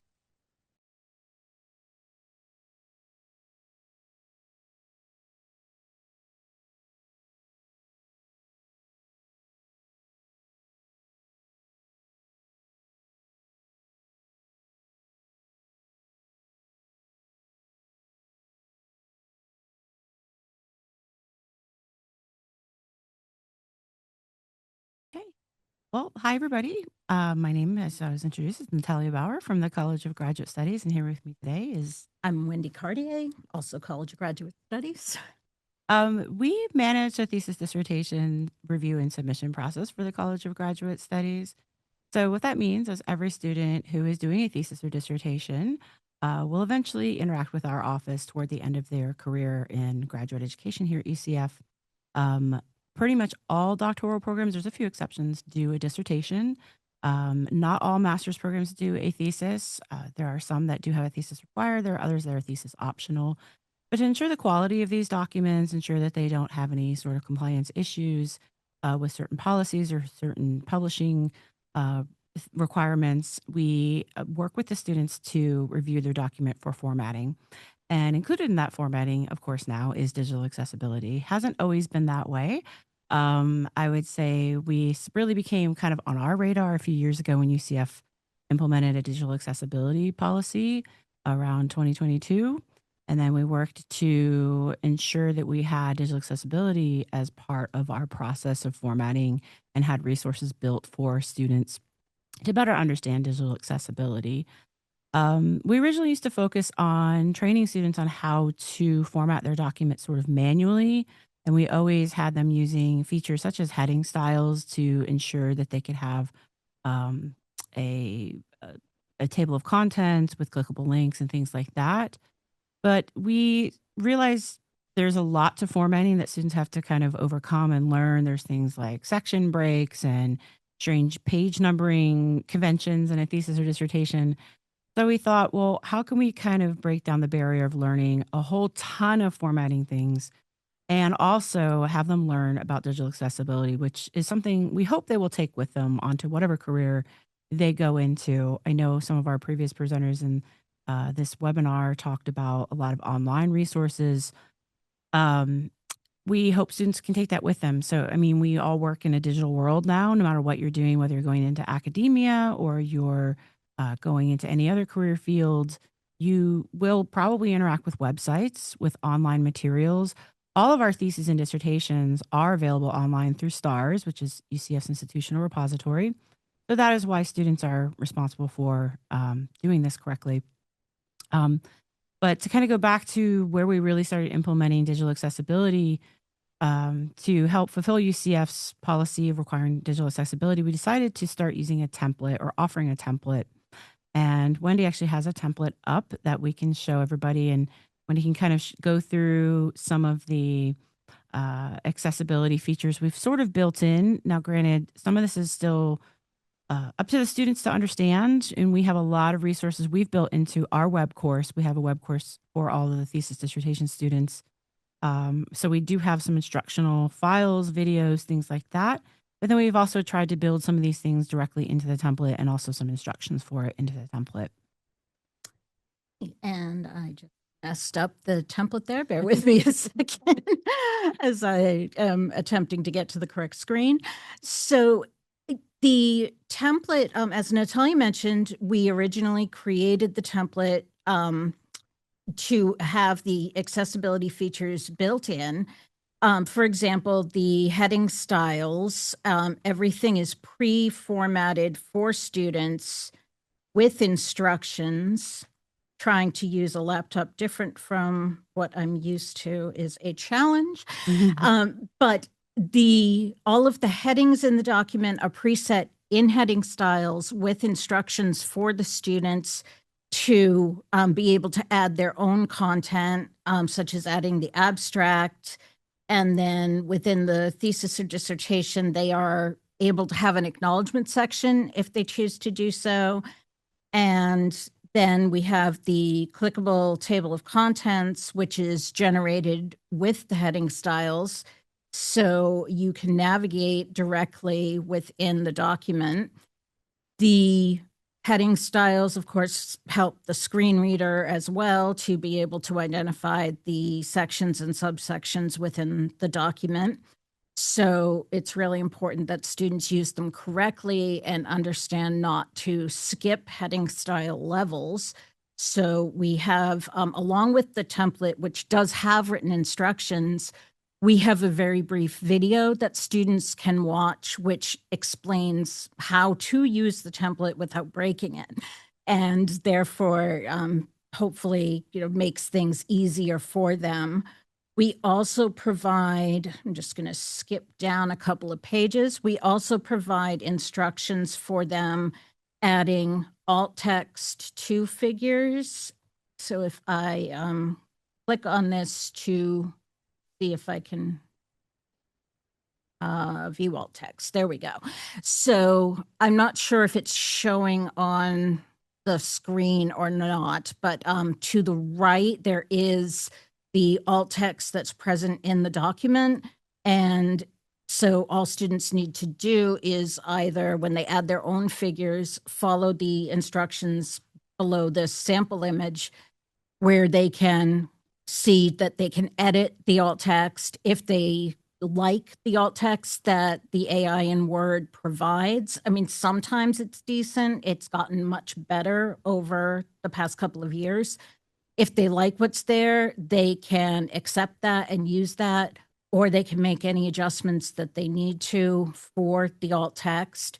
We have a sample table in here as well. I'm working on making the instructions for the table clearer about how they indicate what the heading row is for the table. So with the features built in, we hope that students will take this alongside the information that tells them how to add their own content and successfully apply everything to their own content. It's not as simple as just pop it in the template and it will all automatically work for them. They do have to go the extra mile of making sure that they apply the right level of heading style, or they add the correct alt text for each figure. But this is at least a starting point. And we also offer help for students. We have a graduate assistant in our office who has appointments available throughout the summer that students can come in and actually meet over Zoom. They don't even have to come to campus. They can schedule an appointment to meet with her. And if they have a problem with the template or they don't understand the instructions for something, she's able to provide additional assistance. We also send a lot of students to the Digital Accessibility Lab because we have learned ourselves a lot of things that we can tell students for the basic level of accessibility. There are sometimes things that are more complicated and are beyond what our knowledge base is. So for those issues, if I see something and I don't know how to fix it myself, I've been able to recommend that students go to the accessibility lab and they've been able to get assistance there. And that's been a tremendous benefit. We come across some very unusual documents and things that students are doing in their research. It's great things, but there's sometimes certain software students use, and then they're trying to integrate results from those softwares into a Word document, say. And it's tricky. And so we're very happy to have the assistance of the Digital Accessibility Lab to help with the students. But, we've had to come up with a lot of resources, and we're just trying to give the students a grounding in why digital accessibility is important and sort of lighten the load a little bit where we can. Not everybody's familiar with some of the features of Word. Word is a very powerful tool, and a lot of people don't. We sort of tend to open up a document and not really think about what's going on in the background. What is a heading style, why you would use it. We've always used it in the past for helping students have consistency throughout a document, right? Like every chapter is a level 1 heading and every subheading from there on out. But now, it also supports accessibility, because if, like Wendy said, you're using a screen reader, it tells you the proper level of what is being read. It's a heading, it's a subheading, it's a certain section. Same thing with a document title, adding something like that, telling people that a document title, why you would do that, why you would set that up, alt text, all those things. So we've sort of tried to give them a little bit of a starting point, but then it is obviously, it's their work, that's it's their output of research and scholarly output. So they're ultimately responsible for it, but we're trying to just, the easiest way possible, introduce them to these concepts of what a good document looks like. And we hope they can take these skills and use them in advance, use them in the future. Like I said, we're all working online nowadays. We're all doing things that should help people access the work that we're doing. So we've had students, find this very useful and say, I can take this with me. I can do some of these things again in the future. So, yeah. I don't know. Do we have time for any questions anyone may have? Yeah, of course. We have a couple minutes. If anyone would like to add a question in the chat, a comment, anything. If you had any closing remarks? Just don't be, if you're a student listening to this, don't be afraid to reach out to us or directly to the Digital Accessibility Lab. We are always willing to work with you. The folks in the lab are very friendly and willing to work with you. So just don't be afraid of us. Use us. We're your resource. Yeah, we want to make your work look good. That's the whole point of this. All of our theses and dissertations, they're actually one of the biggest collections in STARS at UCF in our institutional repository. We have over 6 million downloads of theses and dissertations all time, of graduate theses and dissertations. So these works represent not just yourself as a student, but also UCF as an institution. And so we want to make sure that they're accessible to everybody, that everybody can read these and see them and interact with them. So we're just really happy students have these resources to do these things. I'll put a quick plug in for our website, is graduate.ucf.edu. You can look for the thesis dissertation information, and we have a lot of resources there. And then also we have a web course for students that are actually in thesis dissertation hours. So like Wendy said, reach out if you have anything that you need from us. Yeah. And if you're a faculty member, you can reach out to us too. If you have questions related to what your students need to do, or you don't understand something, please feel free to reach out. Definitely. It doesn't look like we have any questions. We could always give it a minute or two just to see, but if anyone has questions later, you can also go ahead and add it to the chat at any time. So if you guys feel ready, we can go ahead and wrap it up. Okay. Thank you. Thank you so much for having us. Thank you for coming. Our next presentation is going to be something a little bit different. It's going to be a virtual pre-recorded video by some of our assistants here at the Digital Accessibility Lab, myself included. So it'll be a little bit something different. It's going to be about just about 10 minutes, a little shorter presentation. So we'll switch to that virtually in just a moment.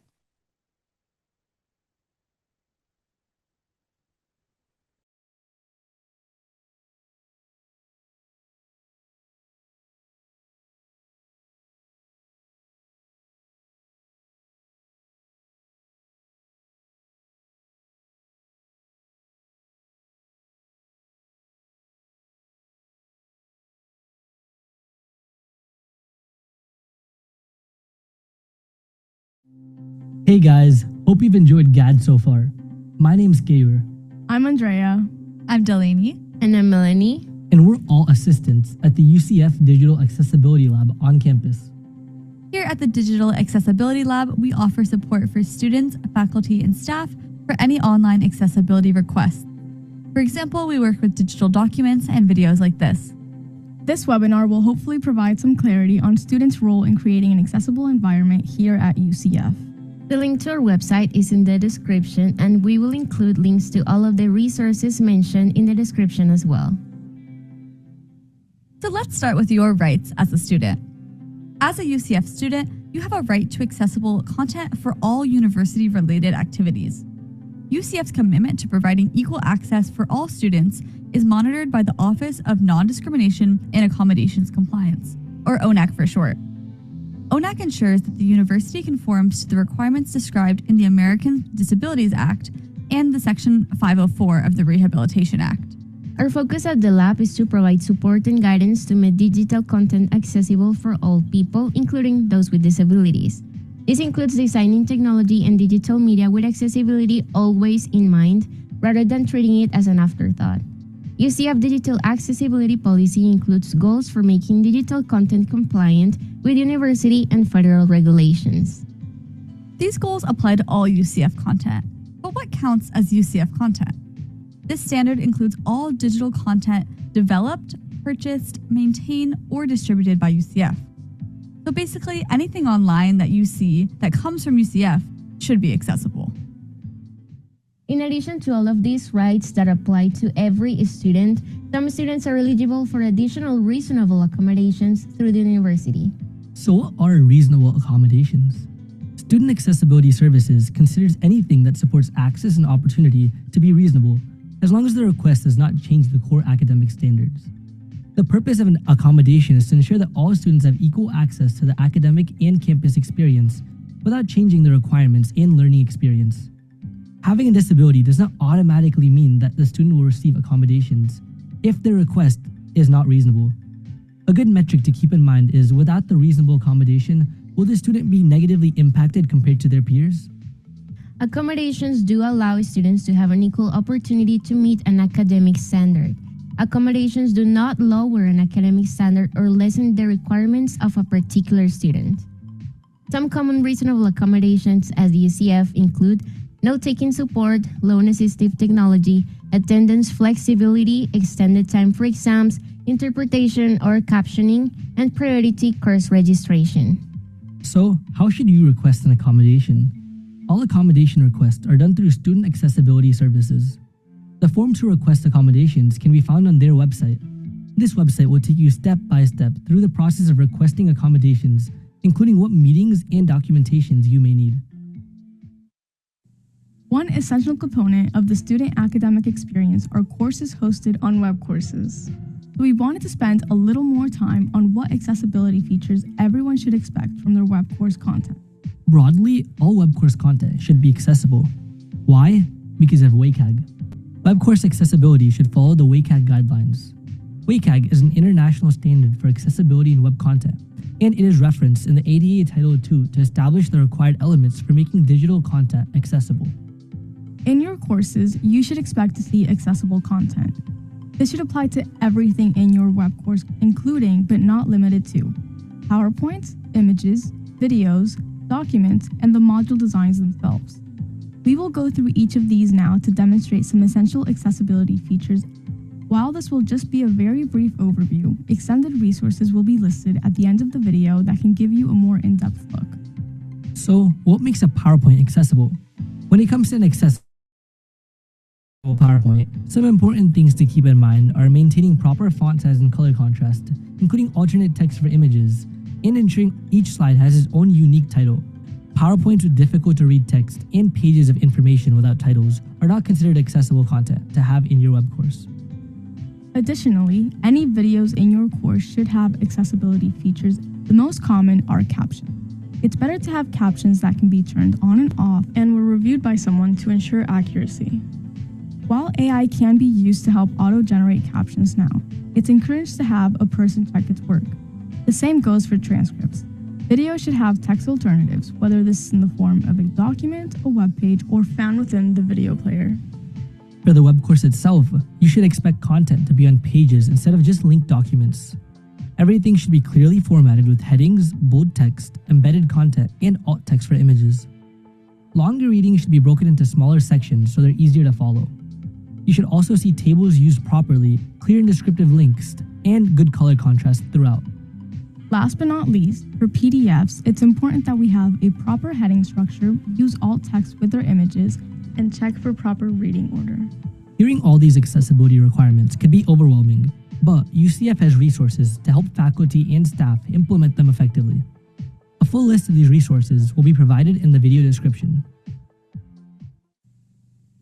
So now that we've talked about your rights as a student, let's talk about how you, as a student, are also responsible for promoting digital accessibility. When you are acting as a representative of the university, for example, in an RSO or as a student worker, all the same digital content guidelines apply to you as well. Additionally, students within a web course classroom setting should help one another have access to their assignments. There are many classes here at UCF that require students to interact with each other digitally. For example, a professor may tell you to respond to 3 other students' discussion posts. Or maybe you submit a rough draft of a PowerPoint presentation for peer feedback. These are examples of students creating digital content that is going to be used by another student and therefore should be accessible. General practices such as alt text are particularly essential because they are the only way that students with low vision or poor internet connection can access your posted images. Outside of the classroom, social media content used for a UCF organization should also follow all of UCF's digital accessibility practices.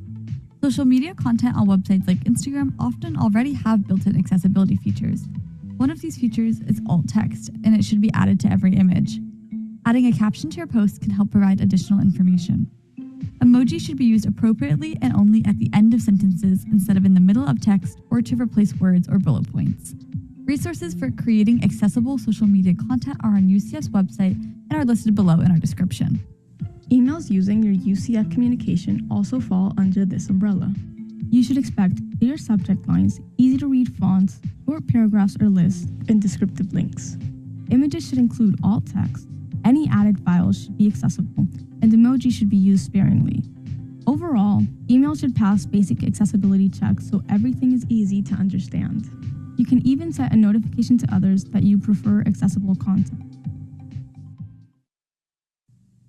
And that's about it. While the world of digital accessibility is endless, no one is expecting you to have it all figured out. The most important part of growing our accessible culture at UCF is a willingness to learn. And by sticking to the end of this webinar, you have already taken that first step. Before we wrap up, we will take you through a quick tour of some of the available resources, and we will add the links to all of these in our description. If you as a student are looking into how to request accommodations, you can visit the Student Accessibility Services website. If you believe that you've encountered an accessibility barrier that is a detriment to your learning, UCF has a Report a Barrier form. For any faculty members looking to make their course more accessible, UCF offers UDoIt, which is a personalized software that scans your course and finds any potential accessibility barriers. It then goes step by step to help you fix it. Learn more about UDoIt by visiting their website. Finally, for students, faculty, staff, or anyone who is interested in learning how to make more accessible content, there are so many resources out there to continue this journey. You can review UCF's digital accessibility guides online. And of course, you can always reach out to us at the Digital Accessibility Lab. We offer content remediation, trainings, or just general accessibility advice. Thank you all for watching and for helping UCF become a more accessible digital space. And as always, go Knights! Charge on!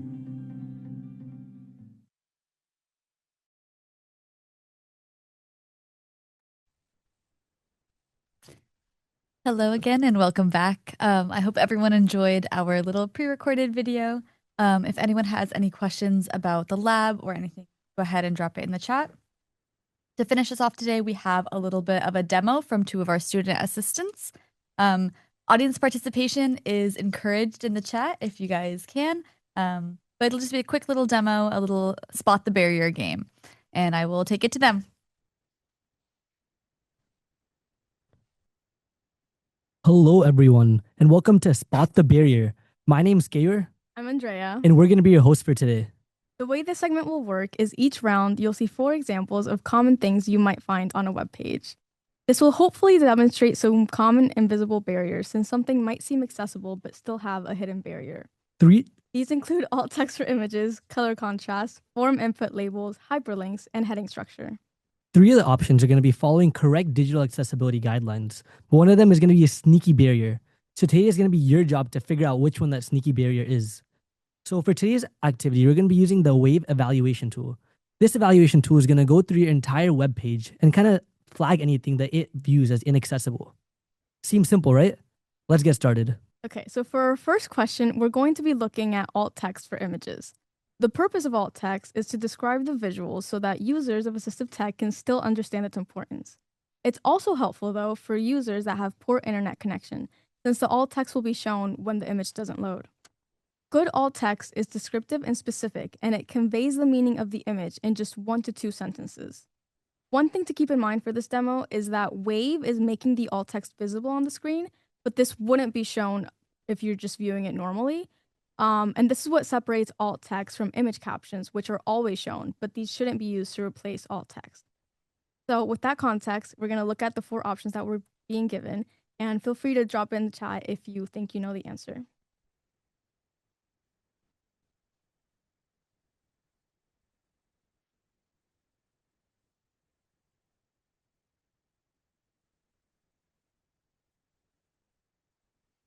Okay, so I'm going to go over the answers a little bit. So option 1 has a barrier because if we inspect the alt text, we can see that it just says image, which is not descriptive of what the purpose of the picture is. So anyone that has visual impairment or low internet connection will miss out on important information. Options 2 and 4 do have accurate and descriptive alt text, so they're not barriers, but option 3 is marked as decorative, which is fine in certain cases, but if the image provides any sort of further context to the web page, it really should have alt text. Okay, now for question 2. For question 2, we're going to be looking at color contrast. Color contrast affects anyone with low vision, color blindness, or honestly anyone in bright sunlight. According to WCAG standards, normal text should always have a contrast ratio of 4.5 to 1, so that's easy to read for users. So now based off just looking at the options, this one's a little easier than the last one. Which one do you guys think is the barrier and does not follow correct guidelines? You guys can put your answers in the chat too.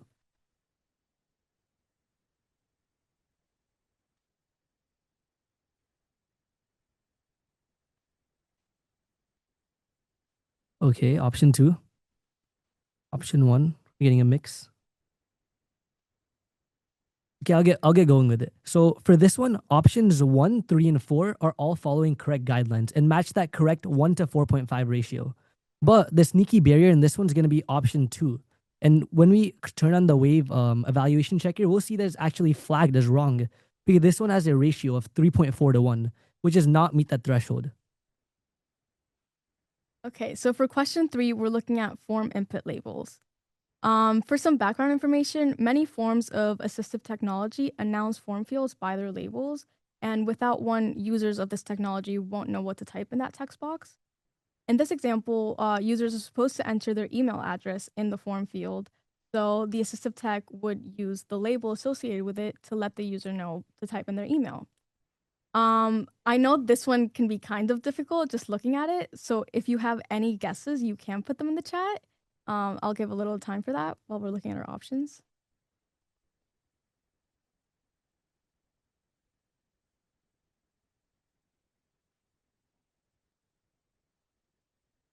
Okay, this one can be kind of tricky to just figure out.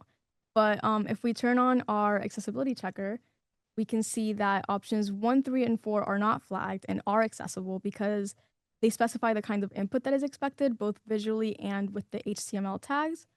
But option 2 is a barrier because even though you can't see it, there is a visual prompt, but the thing that's hidden in the HTML is that it doesn't have a label associated with it. So the assistive technology, such as screen readers, wouldn't be able to let the user know what to type. Okay, now for question 4, we're going to be looking at accessible links. So an important thing to remember is that hyperlink text should always let the users know the purpose of the link. And they should always be short and clear so they're easy to read and understand. So with that little context, can you guys put in the chat what you guys think the answer for this one might be?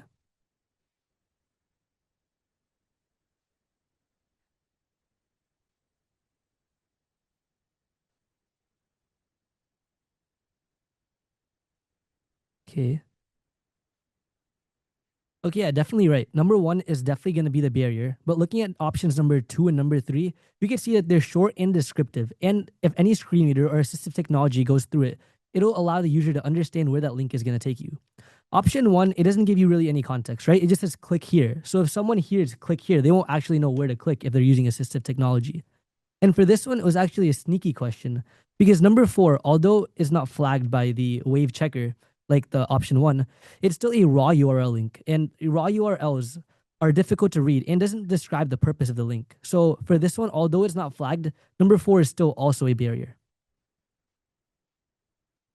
All right. And then for our last question for today, we're looking at headings. So headings create a navigational outline for users of assistive technology, and they allow users to jump between sections easily without having to read through the whole text. Heading levels should be determined by the role in their page of the document, not by the visual appearance. Instead, you can change visual elements by modifying the style, like the size or the color of the text, but it should still be using the appropriate heading level. And while we look through the different heading options, we should remember that they should always be nested in increasing order and levels should never be skipped. So I'll give you guys a few seconds if you have any guesses to what the barrier might be.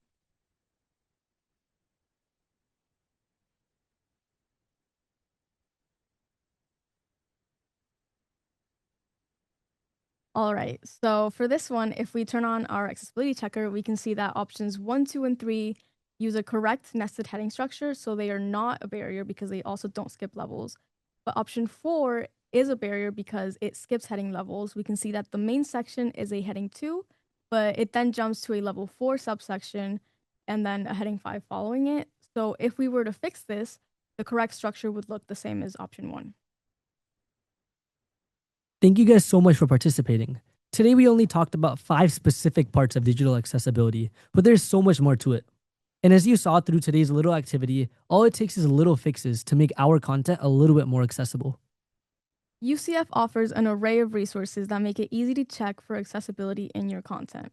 You can use web accessibility checkers like Wave, the one we used today, to identify common errors in a web page. UCF also has digital accessibility guides online to help you when creating all kinds of digital content, from websites to Word documents. Or you can reach out to us at the Digital Accessibility Lab for support and guidance with your content. We hope you all enjoyed our game and were able to learn something. Thanks for watching and enjoy the rest of your day. Yes, thank you to our student assistants. If anyone has any questions about Wave or what you saw in this demo, feel free to add them in the chat. Also, thank you for everyone for participating. It made it more engaging and fun. We just have a couple more minutes left in GAD for this year. So if anyone has any last minute questions for any of our speakers, also go ahead and drop them in the chat. While you guys are doing that, I just wanted to say a final thank you. Thank you for everyone who participated in our webinar today and helped make this such a great success. Of course, special thank you to our speakers. Additionally, I wanted to thank the library and the Digital Exploration Center, which is this really cool setup that we're at right now. They were gracious enough to let us use the studio for our webinar and our pre-recorded video. Finally, I'll pass the mic over to Kevin, and he's going to share a little bit about our lab and our liaisons program. Hi, everyone. Thank you very much for joining us today for the Global Accessibility Awareness Day at UCF. I appreciate your participation and being involved. We have so many things, exciting things we're trying to promote at our campus for digital accessibility. We're moving forward. We're trying to really provide the support, the resources that necessary to make sure that digital accessibility is implemented on campus and pushing forward that. Remember, accessibility is not for specifically for like blind individuals specifically, not just for blind users. It's not just for compliance.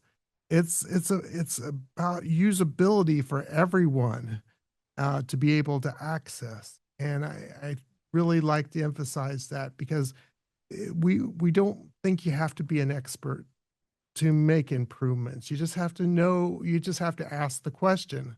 Most of the people I work with related to digital accessibility just need to ask the question when they're creating content, either if it's an email, if it's social media, if it's any type of digital information that you're putting out there, just start asking the questions. Is this accessible? And that's where we start off there. That's usually where we can get undo some of these barriers that might occur for people with disabilities who are just trying to access it using their screen readers or their just for their computers enlargement or all the different technologies available that they can use to access their digital information. So it's about people. It's about people accessing. And one of the things we're doing at UCF is specifically, and I encourage those who are on UCF and some other campuses all around the country have what's called liaisons programs. And that we're really trying to promote that on campus. That means grassroots people who just share information, knowing what's going on campus for digital accessibility. It's just a group that we don't have any types of rules, particularly that for that liaisons program, except that you have the passion or interest for digital accessibility. We want to make sure everyone who is interested in being part of the liaisons program joins us. It's just a time for people who get online. We have a Teams group. We have quarterly meetings. And what we're doing is just sharing information, knowing what everyone's doing, finding out things like today, all the different things that you've learned today. That's what the liaisons program is all about, is continuing the journey, not just one day, but every day, where we can promote digital accessibility for everybody and share the resources, know what everyone's doing, promote it. And it's very low effort. If you go to our website for the Digital Accessibility Lab, we have links for the liaison program, how you can sign up for it. We have all the resources we have for the Digital Accessibility Lab, of course, on that page, including the links to submit reports, get remediations, and provide all the things that our lab provides for you. But also, there's a link for the liaisons program there where if you're interested in just joining us and just continuing this discussion, just take a look at that link off our Digital Accessibility Lab page and sign up, and then you'll be joined. It's that easy. And then you can just start sharing resources, joining in the discussion, and being part of like quarterly meetings, and just make sure that you're involved. And that's what this is all about. Global Accessibility Awareness Day is all about that. And also our liaisons program is all about that. It's just about the idea of sharing and be able to share all the different resources to ensure that digital information is all accessible to everybody, and including people with disabilities. So I want to thank you so much for joining us today. It's been a great event. I know you had other choices. I know there's a lot of events going around for Digital Accessibility Day today, but I appreciate you joining us today. And thank you so much for your participation and your interest in digital accessibility with us today. So thank you so much. And you have a great day.